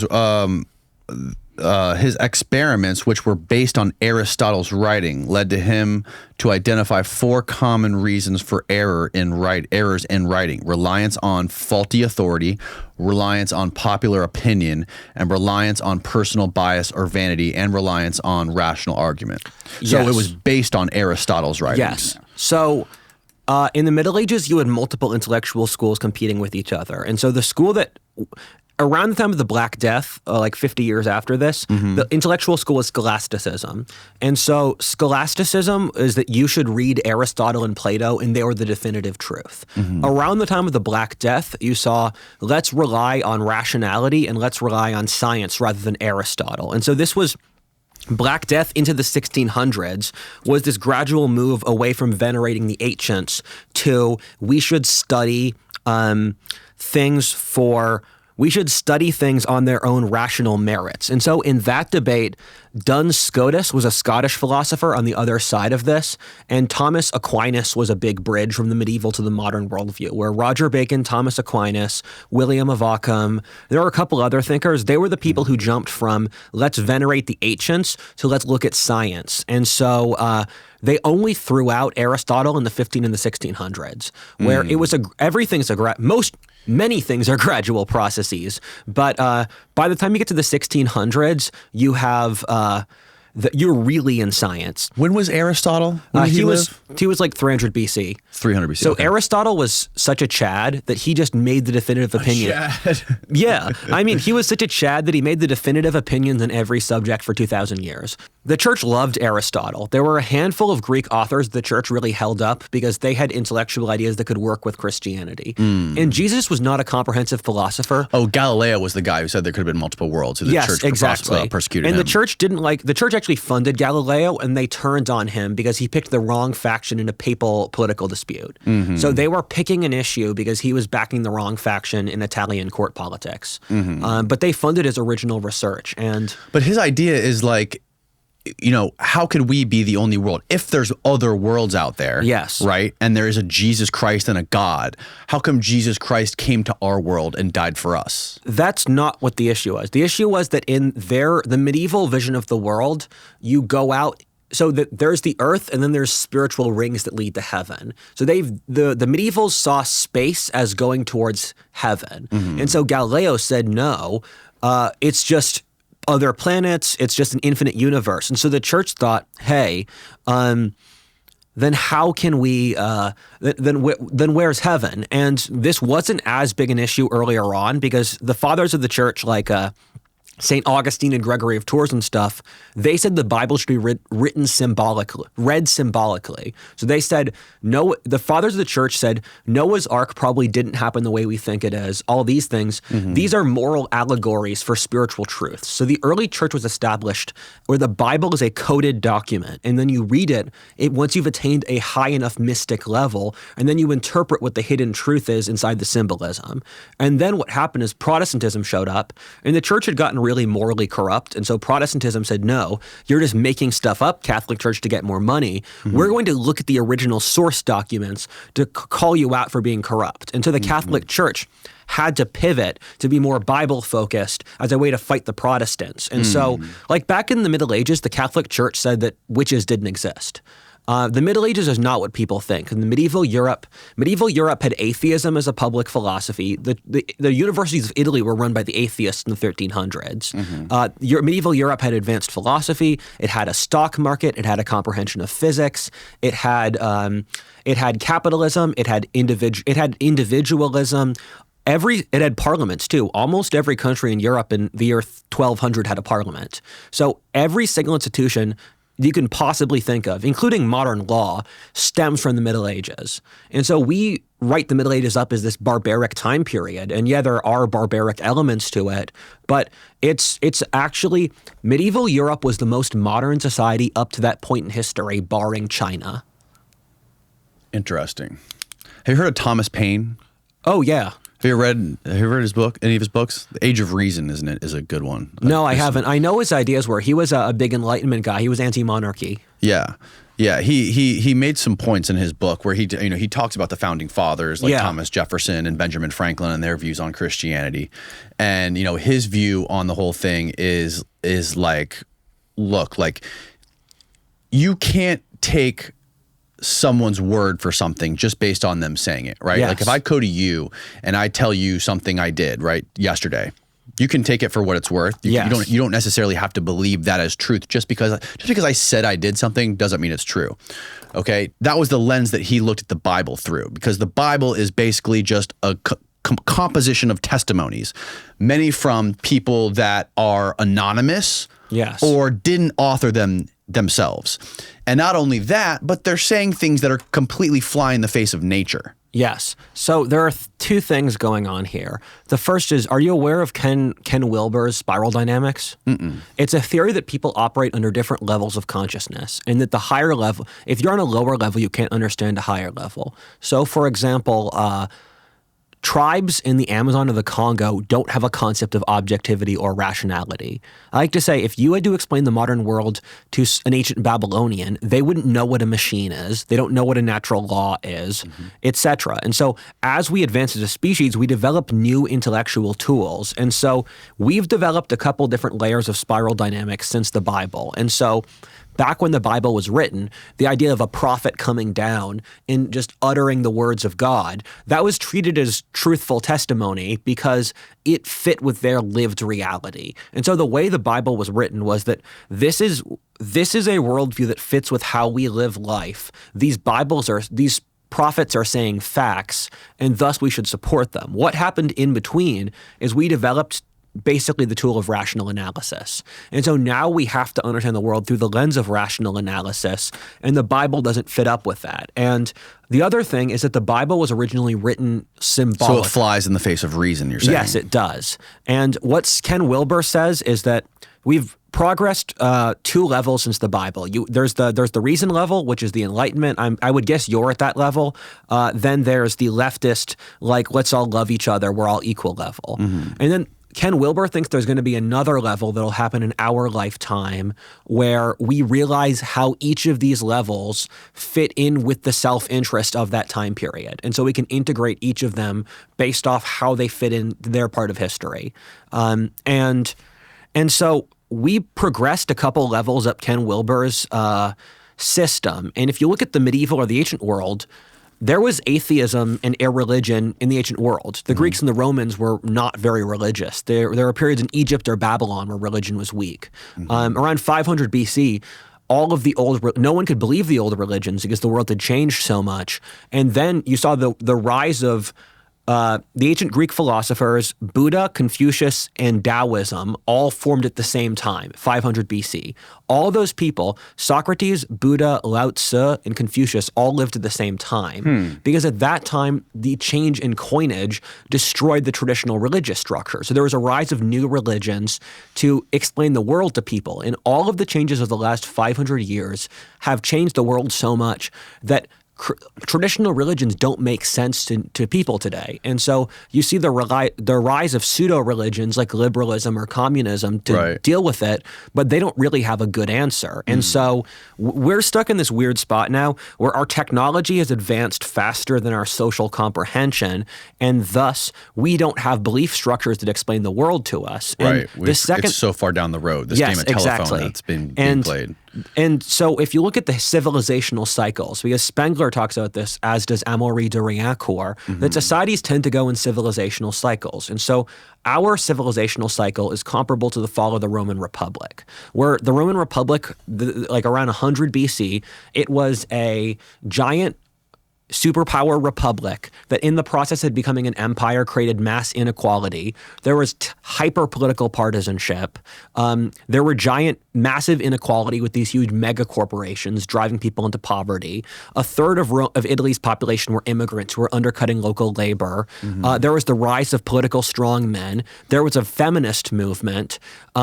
It was a very irreligious and a degenerate society. And so I often compare modern Christianity to what the Roman religions were then, where the Roman religions, people went to them out of politeness and a sense of obligation, but not that many people actually believed them. So the mystery cults, like Christianity, they filled the void. In the same way, I think a variety of things between political ideologies or like raves or video games fill the religious void for us. And so like, I am Christian. I don't attend church that often, though, because it's just I don't think Christianity as structured today has that much to offer most people. And I think that Christians, whenever you criticize Christianity, they guilt trip you, saying, why don't you like doing this? And I throw the question back at them, why don't you design your religion better so that people want to come to church and want to be part of your religion? And Christianity now has become so like... for Christians listening, I do want to know I am part of your religion. I do support Christianity, but Christianity has become so cucked and had so much brain drain that it lacks vitality to deal with the modern world. And so the question of the next century is, how so? What do you mean by that? So there's a very interesting book I read called The Secular Age by Charles Taylor. And it's one of the hardest books I've read, but it's a history of why Western religion died since the Middle Ages. And so he stacks it up to a couple different things. The first is technological progress. That's obvious. The second thing is that religion stopped being fun. Where back in the Middle Ages, the church would throw parties. It would give like people would party at church in the Middle Ages. They didn't have orgies though, like in ancient Greece. No, they didn't. People did have. This is one of the weirdest facts. People did have sex in public in the Middle Ages because there wasn't a concept of privacy. Yeah, interesting. Yeah, the church was not. The church in the Middle Ages put sexual sins on the lower rung. So like pride was a worse sin than fornication. The church sponsored brothels in the Middle Ages. So it's a very different society.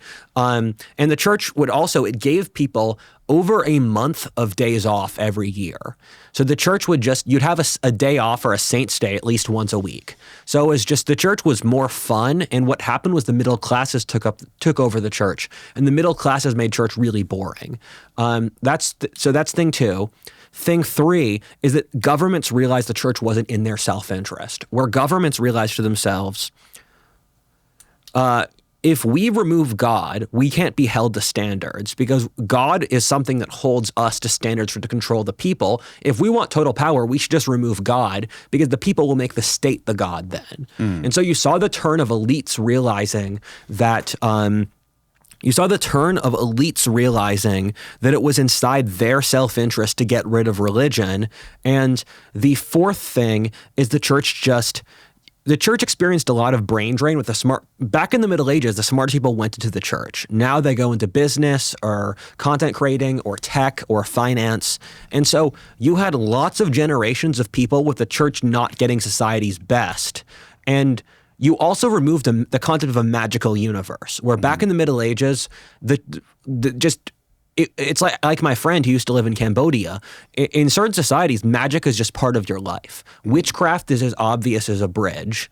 Fairies you just believe in fairies and dragons and that stuff. And when you remove that kind of world, you remove the kind of intellectual framework where that kind of Christianity makes sense.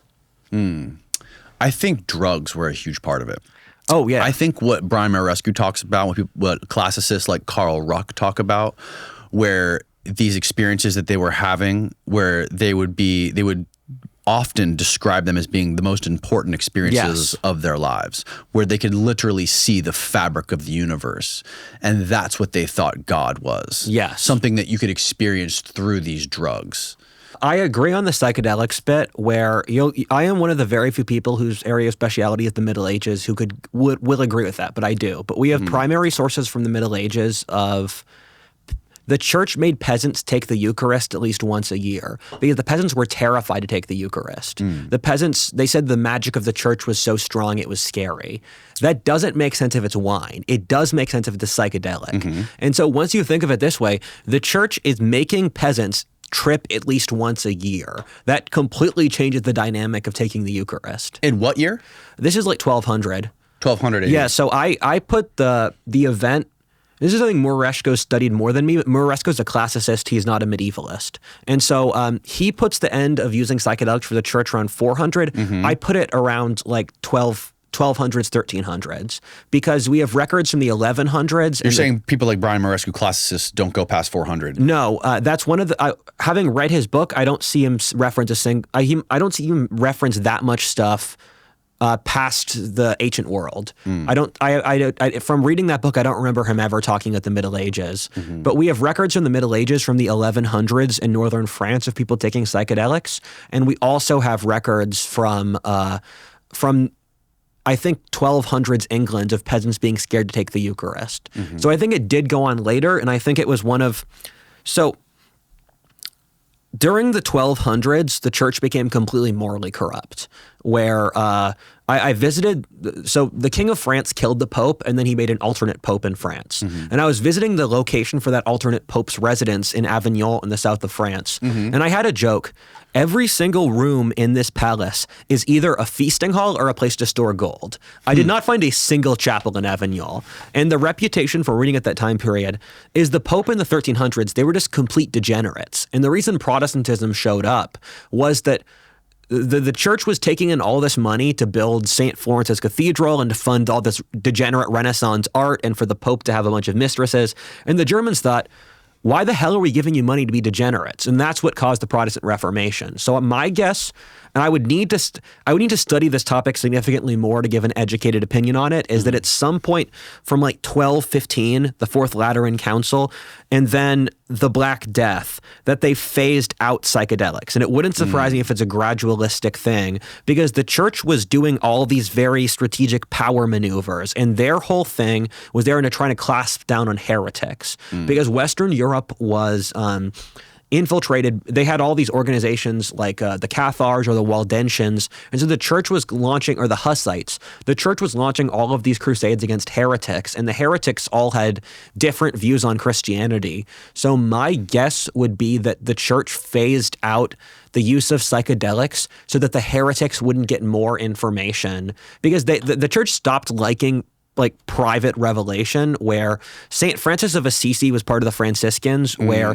they were a mystic group, and the mystics, they talked to God personally and all that stuff. St. Francis of Assisi, he was nearly labeled a heretic, and he wasn't against the Catholic Church. They were just scared of new ideas. And the thing is, the Franciscans saved Catholicism during that time period because the church needed to take in at least some free thinkers to fight off the heretics. But my guess, and again, I'm not an expert in this field, my guess would be that at some point in the 12 or the 1300s, they gradually phased out psychedelics to combat heresy. And because by the time Martin Luther shows up in 1500, I see no records of this. But, so one of the interesting topics I've looked into is the history of mental illness. So there are very few records of autism or schizophrenia from the pre-industrial world, but you do get illnesses like everyone in a town breaking out into dancing for hours straight, or you get demonic possession or witchcraft. And so you get what we've found from the studies is that people in late medieval France and Germany would just randomly break into dancing after the Black Death. And that was influenced by ergot. And so we know that the random dancing was by ergot. And so if That's actually a theory, that ergot in the wine is what got people to dance. And so how you get an entire town to be infested with Eucharist, this is a society where literally everyone goes to church. So if they're drinking ergot-infested wine and breaking into dancing, that's the only reasonable explanation for the dancing towns of the 1300s that I know of. And then you come to today, which is what leads us to what we've been talking about before, and drugs are outcast from society and illegal, and basically explains why so many people are incarcerated in the country, and it's like we've devolved so far from the origin of all of this stuff. Yeah, I think drugs and sex are two things our society does in the worst way possible. They do it in the worst way possible. Yeah, so with drugs, like I'm from Philly, and in Philly you see all these like random homeless dudes who are just, and fentanyl's from Philly. It's our best export of the last 5 years. So the fentanyl crisis started in Kensington, Philly, and you see all these guys just dying on the street. And it's one of those things where you're like, on my walk to school every day, I would see this body on a vent for 5 days straight. And the cops never moved it. It's just this dead fucking body. And he's not alive. And it's the nicest part of town. And you think this is not what should be happening in a first world country. Right.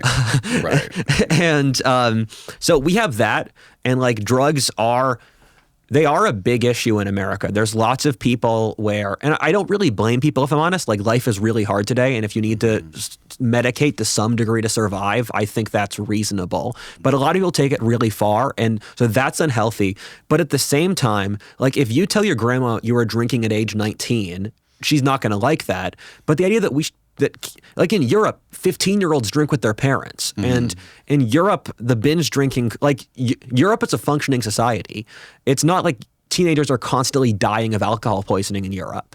So we have this weird, and it's true for sex and drugs, we're this combination of like degeneracy with Puritanism. And it mixes in such weird ways. And it's comparable with sex, where like porn is super prevalent, like everything in our culture is very sexualized, but also the idea of people's parents having sex disgusts people, or people won't see their friends or family naked. And that's historically strange, where in the Middle Ages, an entire town would bathe naked together, or in the Middle Ages, entire families would sleep naked in the same bed. And so we have we're a combination of a Puritan culture that slid into degeneracy. So we have these weird Puritan remnants combined with, with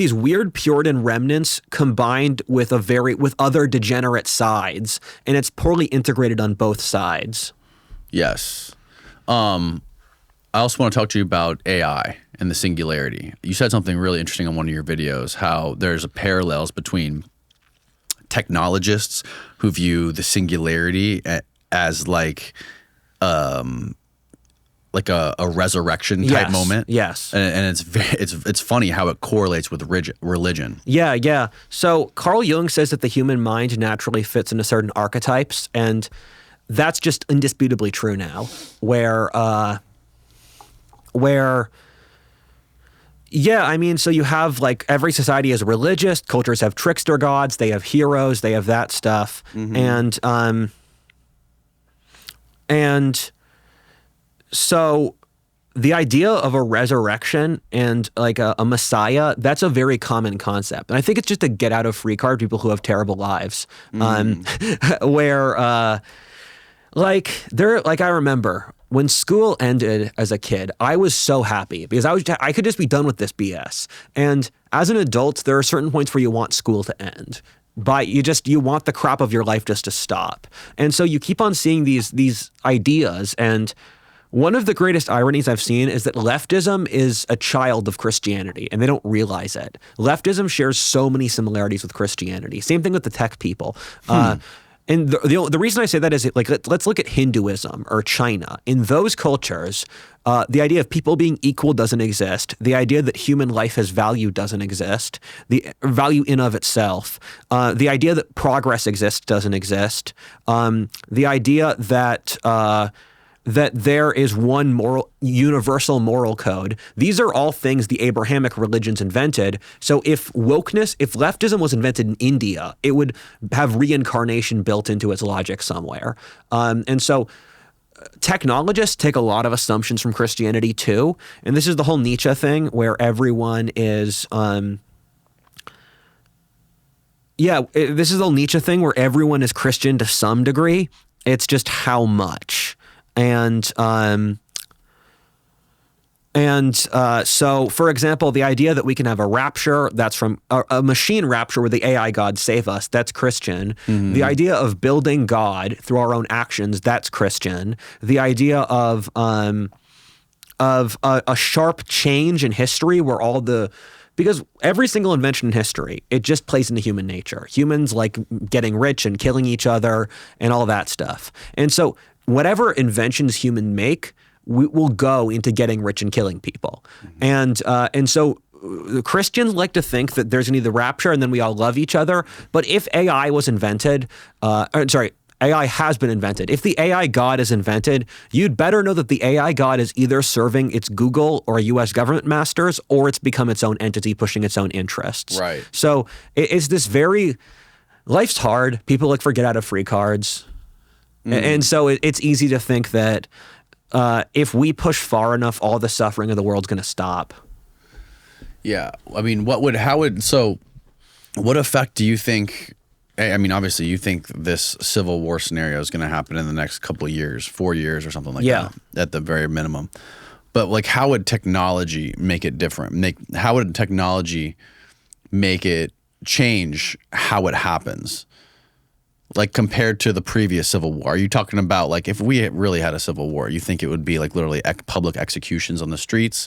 Or would obviously the government, our government and our intelligence apparatus and our military contractors have technology that is so far advanced and so many decades ahead of what we see in the public sector? Yes. So how much shit is out there that we don't know about that they could use to effectively turn something like this around instantaneously? That's a great question. And I'm going to enter it in a couple different ways.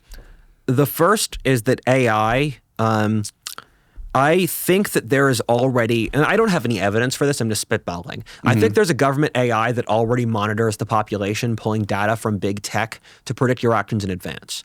And the reasoning I say that is that my phone predicts when I'm going to go to, when I get in the car, my phone knows I'm in the car. It predicts whether I'm going to get a massage, whether I'm going to go to the gym, what restaurant I'm going to go to. Right. It's obscenely accurate. It predicts when I want to start reading a book too. So, and it's insanely accurate. And it's sort of thing where this has to be in the development for years. And people say like, oh my God, I just talked to I had an experience where I just texted a friend about the Soviet Union. My next YouTube recommendation is at the thing I texted to my friend. Yes. I don't think the computer's listening in on me, although that is completely possible.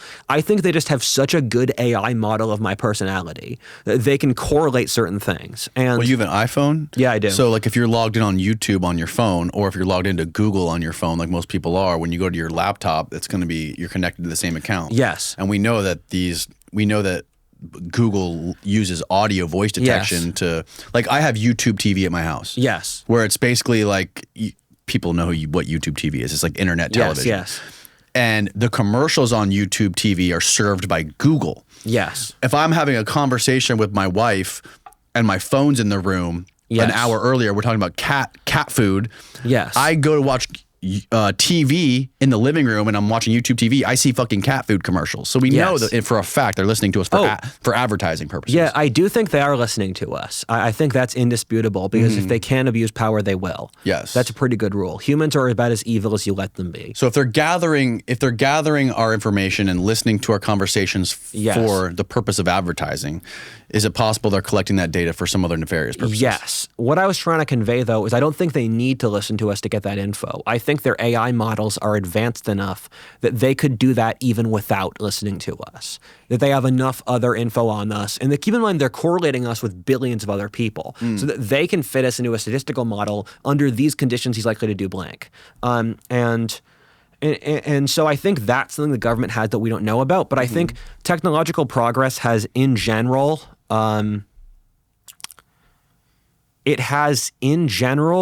democratized us. Because the reason I say that is that look at Ukraine. in a previous era, in a normal military situation, Russia would steamroll Ukraine in a month. The fact that the Ukrainians are still fighting means military warfare has changed. Israel should have steamrolled Gaza in a month too. The fact that the war is still going, same thing with America and Afghanistan, Vietnam War, Algeria. In each case, modern warfare has democratized conflict and allowed the weaker non-industrial opponent to fight harder. The defense has gotten a real strength because let's look at Ukraine. Okay. Ukraine is one of the easiest countries to conquer. It's dead flat. The Russians attacked on 3 axes. The Russians supposedly had the second best military in the world with an incredibly advanced tank corps. If in a normal timeline, Russia could have crashed Ukraine on 3 axes with blitzkrieg. That didn't happen. And I think that's a very important variable because technology has democratized warfare. The defense has a larger advantage vis-a-vis the industrialized, stronger attacker.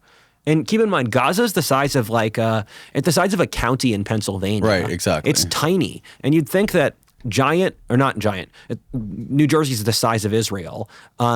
But you'd think that the Israelis could just steamroll Gaza, but the fact that this war over an area that's just a tiny county is still going means that warfare has been democratized. What do you mean by democratized? So, can you break that down? The peak of warfare oscillates between giving advantages to centralization versus decentralization in that around the world wars, there was peak advantage for centralization. So the U.S. in World War II, we had all the huge factories of the Rust Belt. We churned out in some cases more equipment than the rest of the world combined. So the U.S. could use our huge manufacturing, our huge continent, to get an asymmetric advantage vis-a-vis Germany. That's what the technology of that era pushed. There are other eras of history like the Middle Ages. In the Middle Ages, whoever owns a castle can fight off anyone else. Mm-hmm. And because the owners of castles and the knights, and knights also pushed democratization of warfare, mm-hmm. They had a trump card. So that's why medieval Europe was 500 squabbling little princelings, because the warfare system meant there was a mass democratization of warfare. And so I think we're moving from a period of warfare pushes centralization to decentralization. And the fact that the U.S. lost in both Afghanistan and Vietnam, mm-hmm. who were at the time of those wars the poorest countries in the world, means that if Afghanistan or Vietnam were fought in the period of the world's wars, the U.S. would just completely steamroll those countries. But things like, I would say more recently, the internet allows easier cooperation than through hierarchical organizations. And the assault rifle, the bazooka,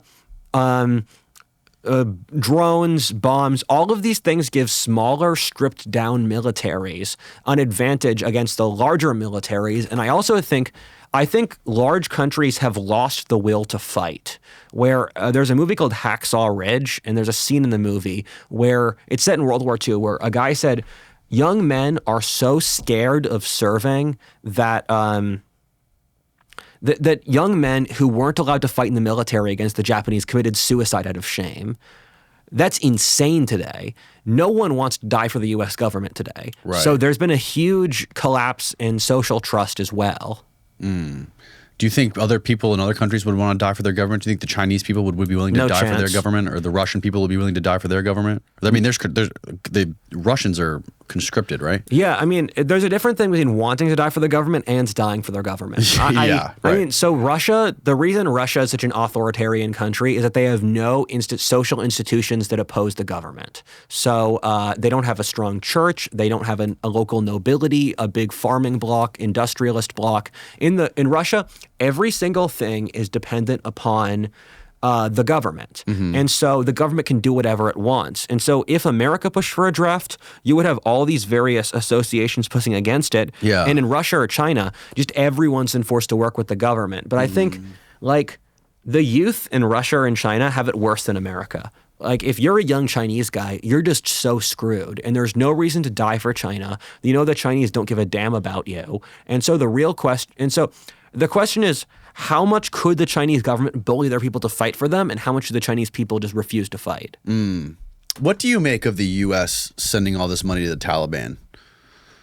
Have you seen the stories about like how Congress has been sending the Taliban like I think it's $70 million a week or something? Yeah, that's something I predicted years ago. Actually, it's a rational calculation because once we are out of Afghanistan, the Taliban are our strongest potential allies against the Chinese, because the Chinese are trying to build a colonial empire across Central Asia, the Belt and Road Initiative. Yes. So the Chinese have been working with all of these local dictators, and the local people hate the Chinese. The dictators, though, can get money from the Chinese to oppress their own people.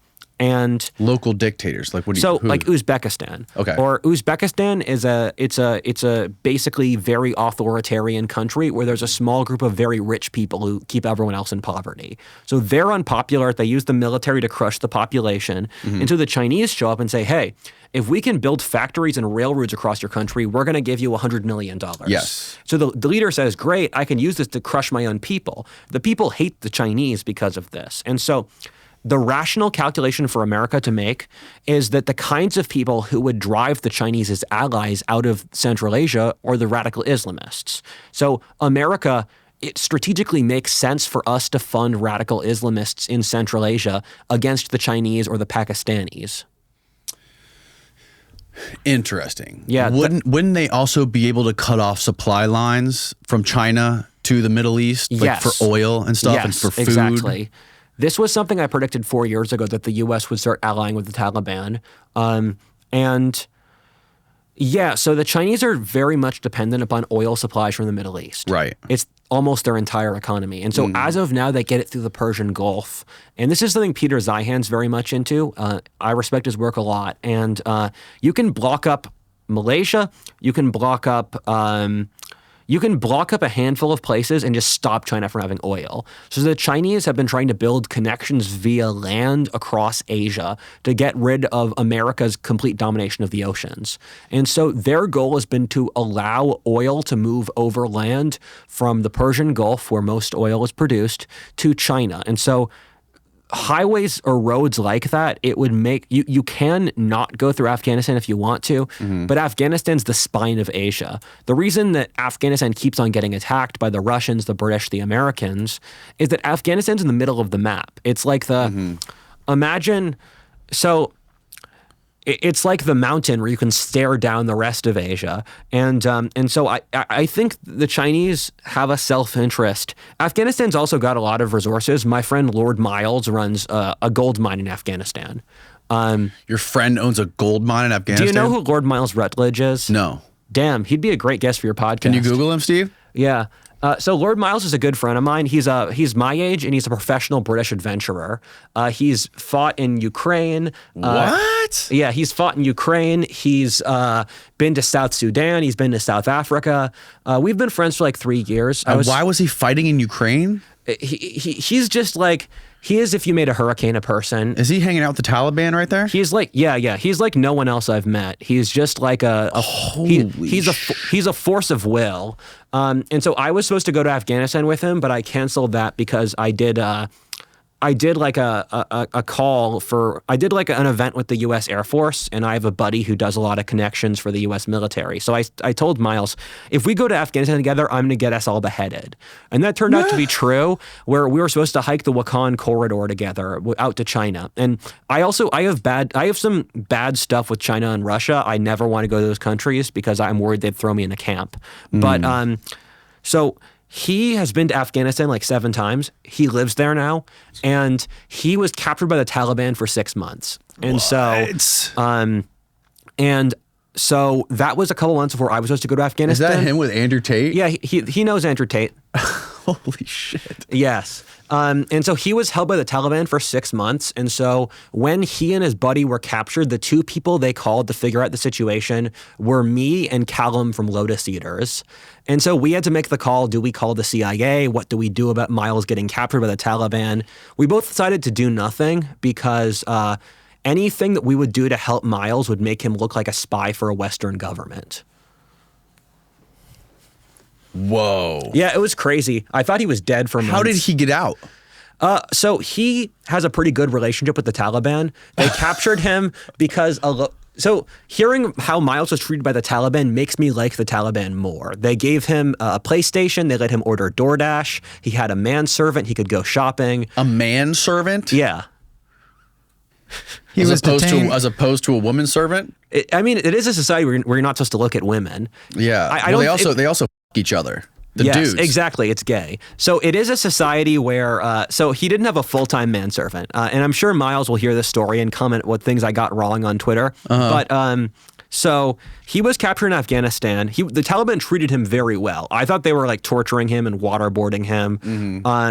And yeah, so they treated him pretty well. And the reason was a local commander in the region he was in didn't like him and they distrusted him. And then there was some other complications. I'm not sure how much I'm legally allowed to say. But so they captured him for 6 months. Now he's in good with the Taliban. They've promised him it's never going to happen again. They gave him rights to a gold mine. Yeah, he's in their good grace now. Oh my God! So does he just peck away at the gold rocks in his free time? Yeah. What do you do in Taliban? He like creates content for the internet or what? Yeah. So he's a traveler. He's been to a bunch of places. Like he just went to Anthrax Island in Scotland. He went to Snake Island in Brazil. His job is he just like goes in situations that kill people. It's a wonder he's still alive. Steve, we got to get this guy on the podcast. We got to get how much is a flight from Afghanistan? Probably $1,000. Holy shit, dude. One way. Yeah, we were just talking. I was talking with a guy the other day on this podcast. We were talking about the whole what went down in 2020 with the Doha Accords. Yeah, how Trump made a deal with the Taliban. Yeah. And that's what set off us sending all that money to them. Yes, Lord Miles is a singular man. I can think of no one who's like him. The guy's got nuts. Oh yeah. Fuck, dude. All right. What else did we want to cover that we haven't covered yet? So let me finish up with Civil War stuff. Okay. So the thing I didn't talk about is how I predicted the Civil War, is what I'm looking at. Okay. So there are 3 metrics you can plug into a computer model to predict if a society has a civil war. Okay. And they've used this for over a dozen historic conflicts. And off these 3 variables, you can predict when countries have civil wars to the exact years they happen. So this worked for the French Revolution, the American Civil War, the fall of the Roman Republic, the Black Death, the wars of religion in the 1600s. And those 3 variables are income inequality, the average wages, and competition for good jobs. These 3 variables predict when societies have civil wars. And so, as Aristotle said, everything pushed to its natural extension destroys itself through its greatest strength. So, period of peace.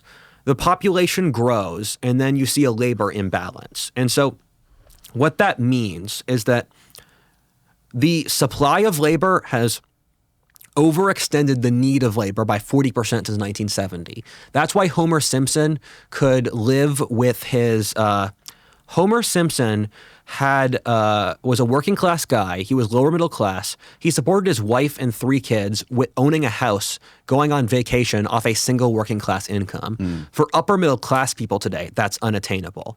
And so life has gotten worse because the supply of labor has gotten harder. And we have done literally everything we could to decrease the price of labor. The population's naturally doubled through population growth since World War II. We've imported 50 million immigrants. Automation's the biggest thing that no one talks about. That's one of the biggest variables. Women entered the workforce, and then we sent a lot of jobs to cheaper places like China, Malaysia, Mexico. So we've done literally everything we could to devalue the value of labor. And I'm shocked no one talks about this. But people have gotten significantly poorer by any given metric since the 70s. And people have lost meaning. Exactly. I mean, it's a bunch of things. And Peter Turchin's the big guy who studies this in that he has looked at it's a variety of things, not just it. You can correlate declining height, people not getting married, not having kids. When the average age of marriage gets above 28, you're going to have a war. When the average age of marriage what? Goes above 28, you're going to have a war. When the Black Death happened, the average age of marriage was 28. Didn't you also say something about people people aren't losing their virginity like until they get really old or something like so that? a third of men under 30 are virgins. A third of Yes. men under 30 are virgins. And 80% of 18-year-old men. 80% of 18-year-olds. And is that like, what was it like in like the 80s compared to now? It was nothing. It's quadrupled in the last 10 years. You can correlate the invention of the iPhone with young male virginity skyrocketing. Whoa. Where it was a very low number. I think it was like 8% of men under 30 were virgins in 1980. It was something. I think it was even less than that. It was like beneath 5%. It's really, really low. And now it's like 30. Yeah, it's like 30. And also, this is self-reporting, and guys are going to lie about this stuff. And so this is a really horrifying statistic. And as far as I can tell, it's driven mostly by the economics of dating apps. Where there's a variety of factors. People blame feminism, people blame income inequality, but the way the dating apps work is that 20% of men get 80% of options among women, and 80% of men get basically no options on dating apps. Right. So if Tinder was a country, it would be the second most unequal country in the world, behind South Africa and ahead of Venezuela. And that's how the apps work. That's how female psychology works. And so the inequality really screws over a lot of young men. And I say that this is the biggest issue in society because people can't talk about it, and it percolates under the surface. Because unless we can talk about this issue and find solutions, it's just going to get worse. And so it's a variety of things, like deaths of despair have gone up. The average lifespan of white men has gone down. There's about 20 of these different statistics that employment, quality of life, purchasing power, and so all of this adds up. There's no way to reverse shit like that. I mean, it's directly tied into the advancement of technology. Yes. And yeah. Yeah, exactly. And that's the problem with Pandora's box. And normally technologies in the long term, they help more than they hinder. Mm-hmm. It's just you have to deal with the negative sides of it. Do you think we'd be better? Do you think humanity would be better if we just had no sex? You think if we kept evolving on the trajectory we're on now, we had no more wars, no more holocausts, nothing like no nuclear annihilation, no asteroids hit in 100,000 years. We're just these beings that no longer have reproduce. We have to genetically create humans in a lab. We don't have sexual desire. Like if we got rid of sex and the sexual competition, I wonder how that would change the world. Removing sex from humans is removing the water from the ocean. Like, human nature is so driven off sex that it's like... and fear of death. Yeah, exactly. I say the three things that power human life are sex, God, and war. Mm-hmm. You ever watch Westworld on HBO? Yeah, I have. He said Anthony Hopkins has that beautiful monologue where he's talking to the AI, or not the AI, but he's talking to the robot lady, and he's like he's talking about like Michelangelo, the Eiffel Tower, the Brooklyn Bridge, the Empire State Building, all just an elaborate mating call. It's peacock feathers. I think things are not mutually exclusive. I think all those things are elaborate mating calls, but I think there are multiple symbiotic drives. I think people push for excellence, they push for sex, they push for dominance, and a couple other things. Mm-hmm.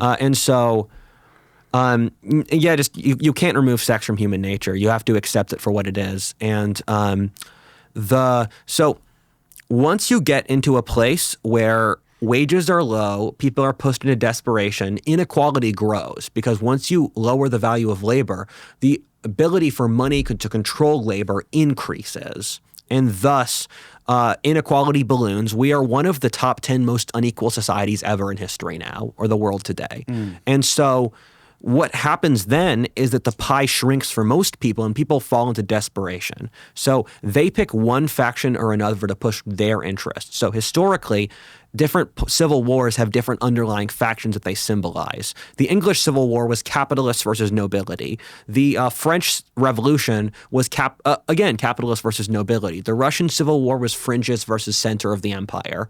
So there's always some underlying like demographic or economic or whatever factor. As I say, people like killing each other and they make up excuses to do it. And for us, it's the college educated versus the non-college educated. Every single policy the left pushes is for the college educated, removing the military for college educated diplomats, removing priests for professors as our determinants of values, removing entrepreneurs in exchange for corporate or government bureaucrats. Every single thing the left pushes for is to give a college-educated person a job.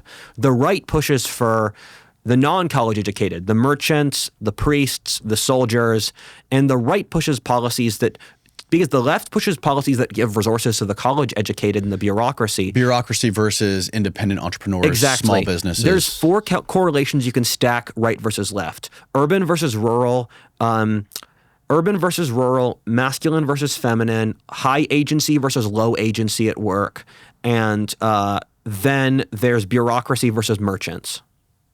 So that's the gist of the Civil War. Yes. And so we're seeing the split up into different factions, and past a certain point, people are incentivized to push their faction at the expense of the broader nation. And so once people's loyalty is more so to the right or the left than America, then you get the Civil War.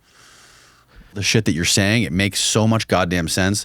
But at the same time, I feel so weird talking about it in this air-conditioned room, on this microphone, on this podcast, on our fucking YouTube channels. Yeah. And people have lost their meaning. Like the meaning, your meaning is like what you can provide to your community. Like what brings value to your life. And if those things are going away to automation or whatever it is, and our society loses its meaning, what's left to fight for? Yes, exactly. Yeah, exactly. That's true. I mean, I admire that you have the rationality to disentangle what your gut tells you versus what you rationally believe. Most people can't get past the level of they just rationalize whatever their gut tells them. Mm-hmm. And so I've been on like over a dozen podcasts talking about the Civil War, and most people get stuck on the gut level and they just can't move past it. And I know, man, it's just like, it's hard to get from the gut level. It's hard to know it's real in your gut, because I've had a couple of days ago, I had the realization sink in, this is happening, and it's happening sooner rather than later. And over the last 6 months, I've had the gradual dawning realization that this isn't something in my head. This is something that's real, and there's a world of difference between that. What would you do if a civil war broke out? If and when? I'd buy guns. This is stuff I'm doing. I'd buy guns, stockpile food, build up friends and various conservative things. Just all of the thing, like I'm reposting my entire backlog onto X and Rumble. This is all stuff I'm doing in the next couple weeks. You're reposting all of your content on X and Rumble? Yeah, I'm reposting all of my YouTube channel onto Rumble and Twitter. So it's more decentralized? Yes, so YouTube can't just wipe out my entire business. So you would stay and fight? Yeah, I've made that obligation where the people who work with me, they basically sat me down at one point saying, Rudyard, if you leave America and there's a civil war, we're going to abandon you, because that's just so dishonorable. Right. And the people in my network, the people I talk to politically, I'm going to stay here and be part of it, because that's my duty. Wow, dude. And you're now working on a video about the Unabomber? That was a video I released last week. Oh, you released it last week. The video I'm going to release in the next few days is Stop Coping, Your Life Sucks. Stop Coping, Your Life Sucks. Yeah, that's the title of the video. And it goes through the life of an average Whatifalthist fan who's a 25-year-old white guy named Tom Eldridge from Los Angeles. He works in a low-level job in insurance, and he went to like a C-tier college, and he's single, he's depressed, he has anxiety issues, he didn't like school, he can't move ahead in his job. And it's to show normal people that they have a right to be disappointed in their lives. Because I see so much coping today with people like, yeah. But what do you mean by coping? Coping is like, I hold myself to these standards where something bad happens in my life, and I tell myself, Rudyard, you should refuse to rationalize that this is fine. So let's say, for example, a great example of coping is you miss a bus, you miss a flight to go on a trip you really want to go on. Mm-hmm. You have to cancel the trip. Mm-hmm. You should just admit to yourself that it sucks you have to cancel the trip. Mm-hmm. You don't lie to yourself and say, oh, I had something important I wanted to do back at home, so this is all for the best. Coping is something bad happens, and you lie to yourself about how you actually feel about it. Interesting. So I have a test when I talk to someone. I had a friend whose mom recently died, and he kept on saying, "Oh, this is horrible, but I know people have it worse, and it'll all be fine." I said, "No, dude, your mom died. Accept this is the worst thing ever. Once you understand it's the worst thing ever, you can move on." And so I see a lot of people, because a lot of people are really struggling today, and they're like, "Oh, I'm so blessed to have all these other things." And gratitude's very, very important, but at the same time, you have to accept your emotions for what they are, and then you can move on to being grateful. And people are just lying to themselves about what their lives are, but once you add all of the stats together, it creates an objective sort of view that people can't really get around with denial. What did you talk about in your video about the Unabomber? So in that video, I cover the Unabomber's life and I cover his ideas. And the Unabomber's got a weird trajectory in that when I was growing up and when I was a child, he was seen as like a Marvel villain. Yes. He was this evil genius who created this plan to destroy modern civilization, who killed people. And now in the circles I hang in among disaffected young men, he's called Uncle Ted. And his ideas are championed as brilliant. Wasn't he part of some sort of a Harvard CIA experiment? Yes, MK Ultra. And this is something for people who don't know. The CIA has admitted to it themselves. Right. So this is something that's not a conspiracy theory. Right. Where MK Ultra was an experiment. The CIA it was an illegal testing on Americans. Yes, I had Tom O'Neill on here. Great. You've heard of him. Amazing. You read his book, right? No, I haven't. Oh, really? Oh my God, it's one of the best fucking books ever. Huh. Have you heard of Tom? No, I haven't. I'll read it. He wrote, it's that red book behind you. It's called CIA, Charles Manson, Chaos, Charles Manson, the CIA, and the Secret History of the 60s. He was a reporter for a LA news magazine, and he got assigned to do a story on like the 20th anniversary of the Charles Manson murders. Yeah. And he like fell into a rabbit hole, kept finding shit. Yeah. And he kept extending his deadline. He extended his deadline so far out that the fucking newspaper went out of business. They got into a lawsuit because they kept paying him and he never finished it. He eventually had to like hire these lawyers and figured out how to like, win the lawsuit to buy back the fucking story from them. Yes. Spent 20 years chasing everybody involved in the whole story. Met fucking Manson's probation officer. Shit. Met everyone involved from Jolly West, the people that were working in the free clinic, and discovered all the fucking LSD and amphetamine experiments they were doing on people back then. It is a wild book. The deepest, most thorough book on that story, on MK Ultra. I'll check it out. That's interesting. Yeah. So your audience is already familiar with MK Ultra, and the thing with Kaczynski, and so we don't know how bad it was, because when the perpetrator of your trauma is a superbly powerful government agency, you're not going to open up to people about it. And one of the weird things at Kaczynski's life is, this is one of the things that got edited out of the video by my editor that I'm really annoyed listening over to. I left it out. Is that Kaczynski had a period where he had sexual fantasy about being transgender. And he had incredible guilt about this. He went to a therapist. He refused to talk to a therapist about it. And so MK Ultra did have sexual molestation. It wouldn't surprise me if he got those fantasies from that. And so we know at least, and again, I'm just throwing out theories, but we know at least that Kaczynski went into because he went to Harvard. He had an IQ of 167th, which is like in the millionth percentile. 167 is absurd IQ levels. That's close to what we think Isaac Newton's IQ level was. So we know that they had all of his respected professors come in, and then they had him insult his worldview and rip it apart and say why it's bad as a test in how much you can control someone's mind. And so he had, I say in the video, I think the government said he had schizophrenia. I think he had PTSD. And so that informs a lot of his worldview. And when all is said and done, I think Kaczynski is one of the best critics of modernity. I think he's a singular thinker in ways that I rarely find. And his criticism of modernity is called over-socialization, which is that modernity is a giant industrial machine that has to operate out of its own logic. And you are rewarded in industrial societies with how much you can cooperate with the machine. So what happened there is that we select for standardization and we select for and we scale. And so America 200 years ago was this super diverse local society. A Pennsylvanian might as well be a different country than a Floridian 200 years ago. Yeah. Now we've standardized all Americans to this new globo homo, which is a word I love with triple meaning.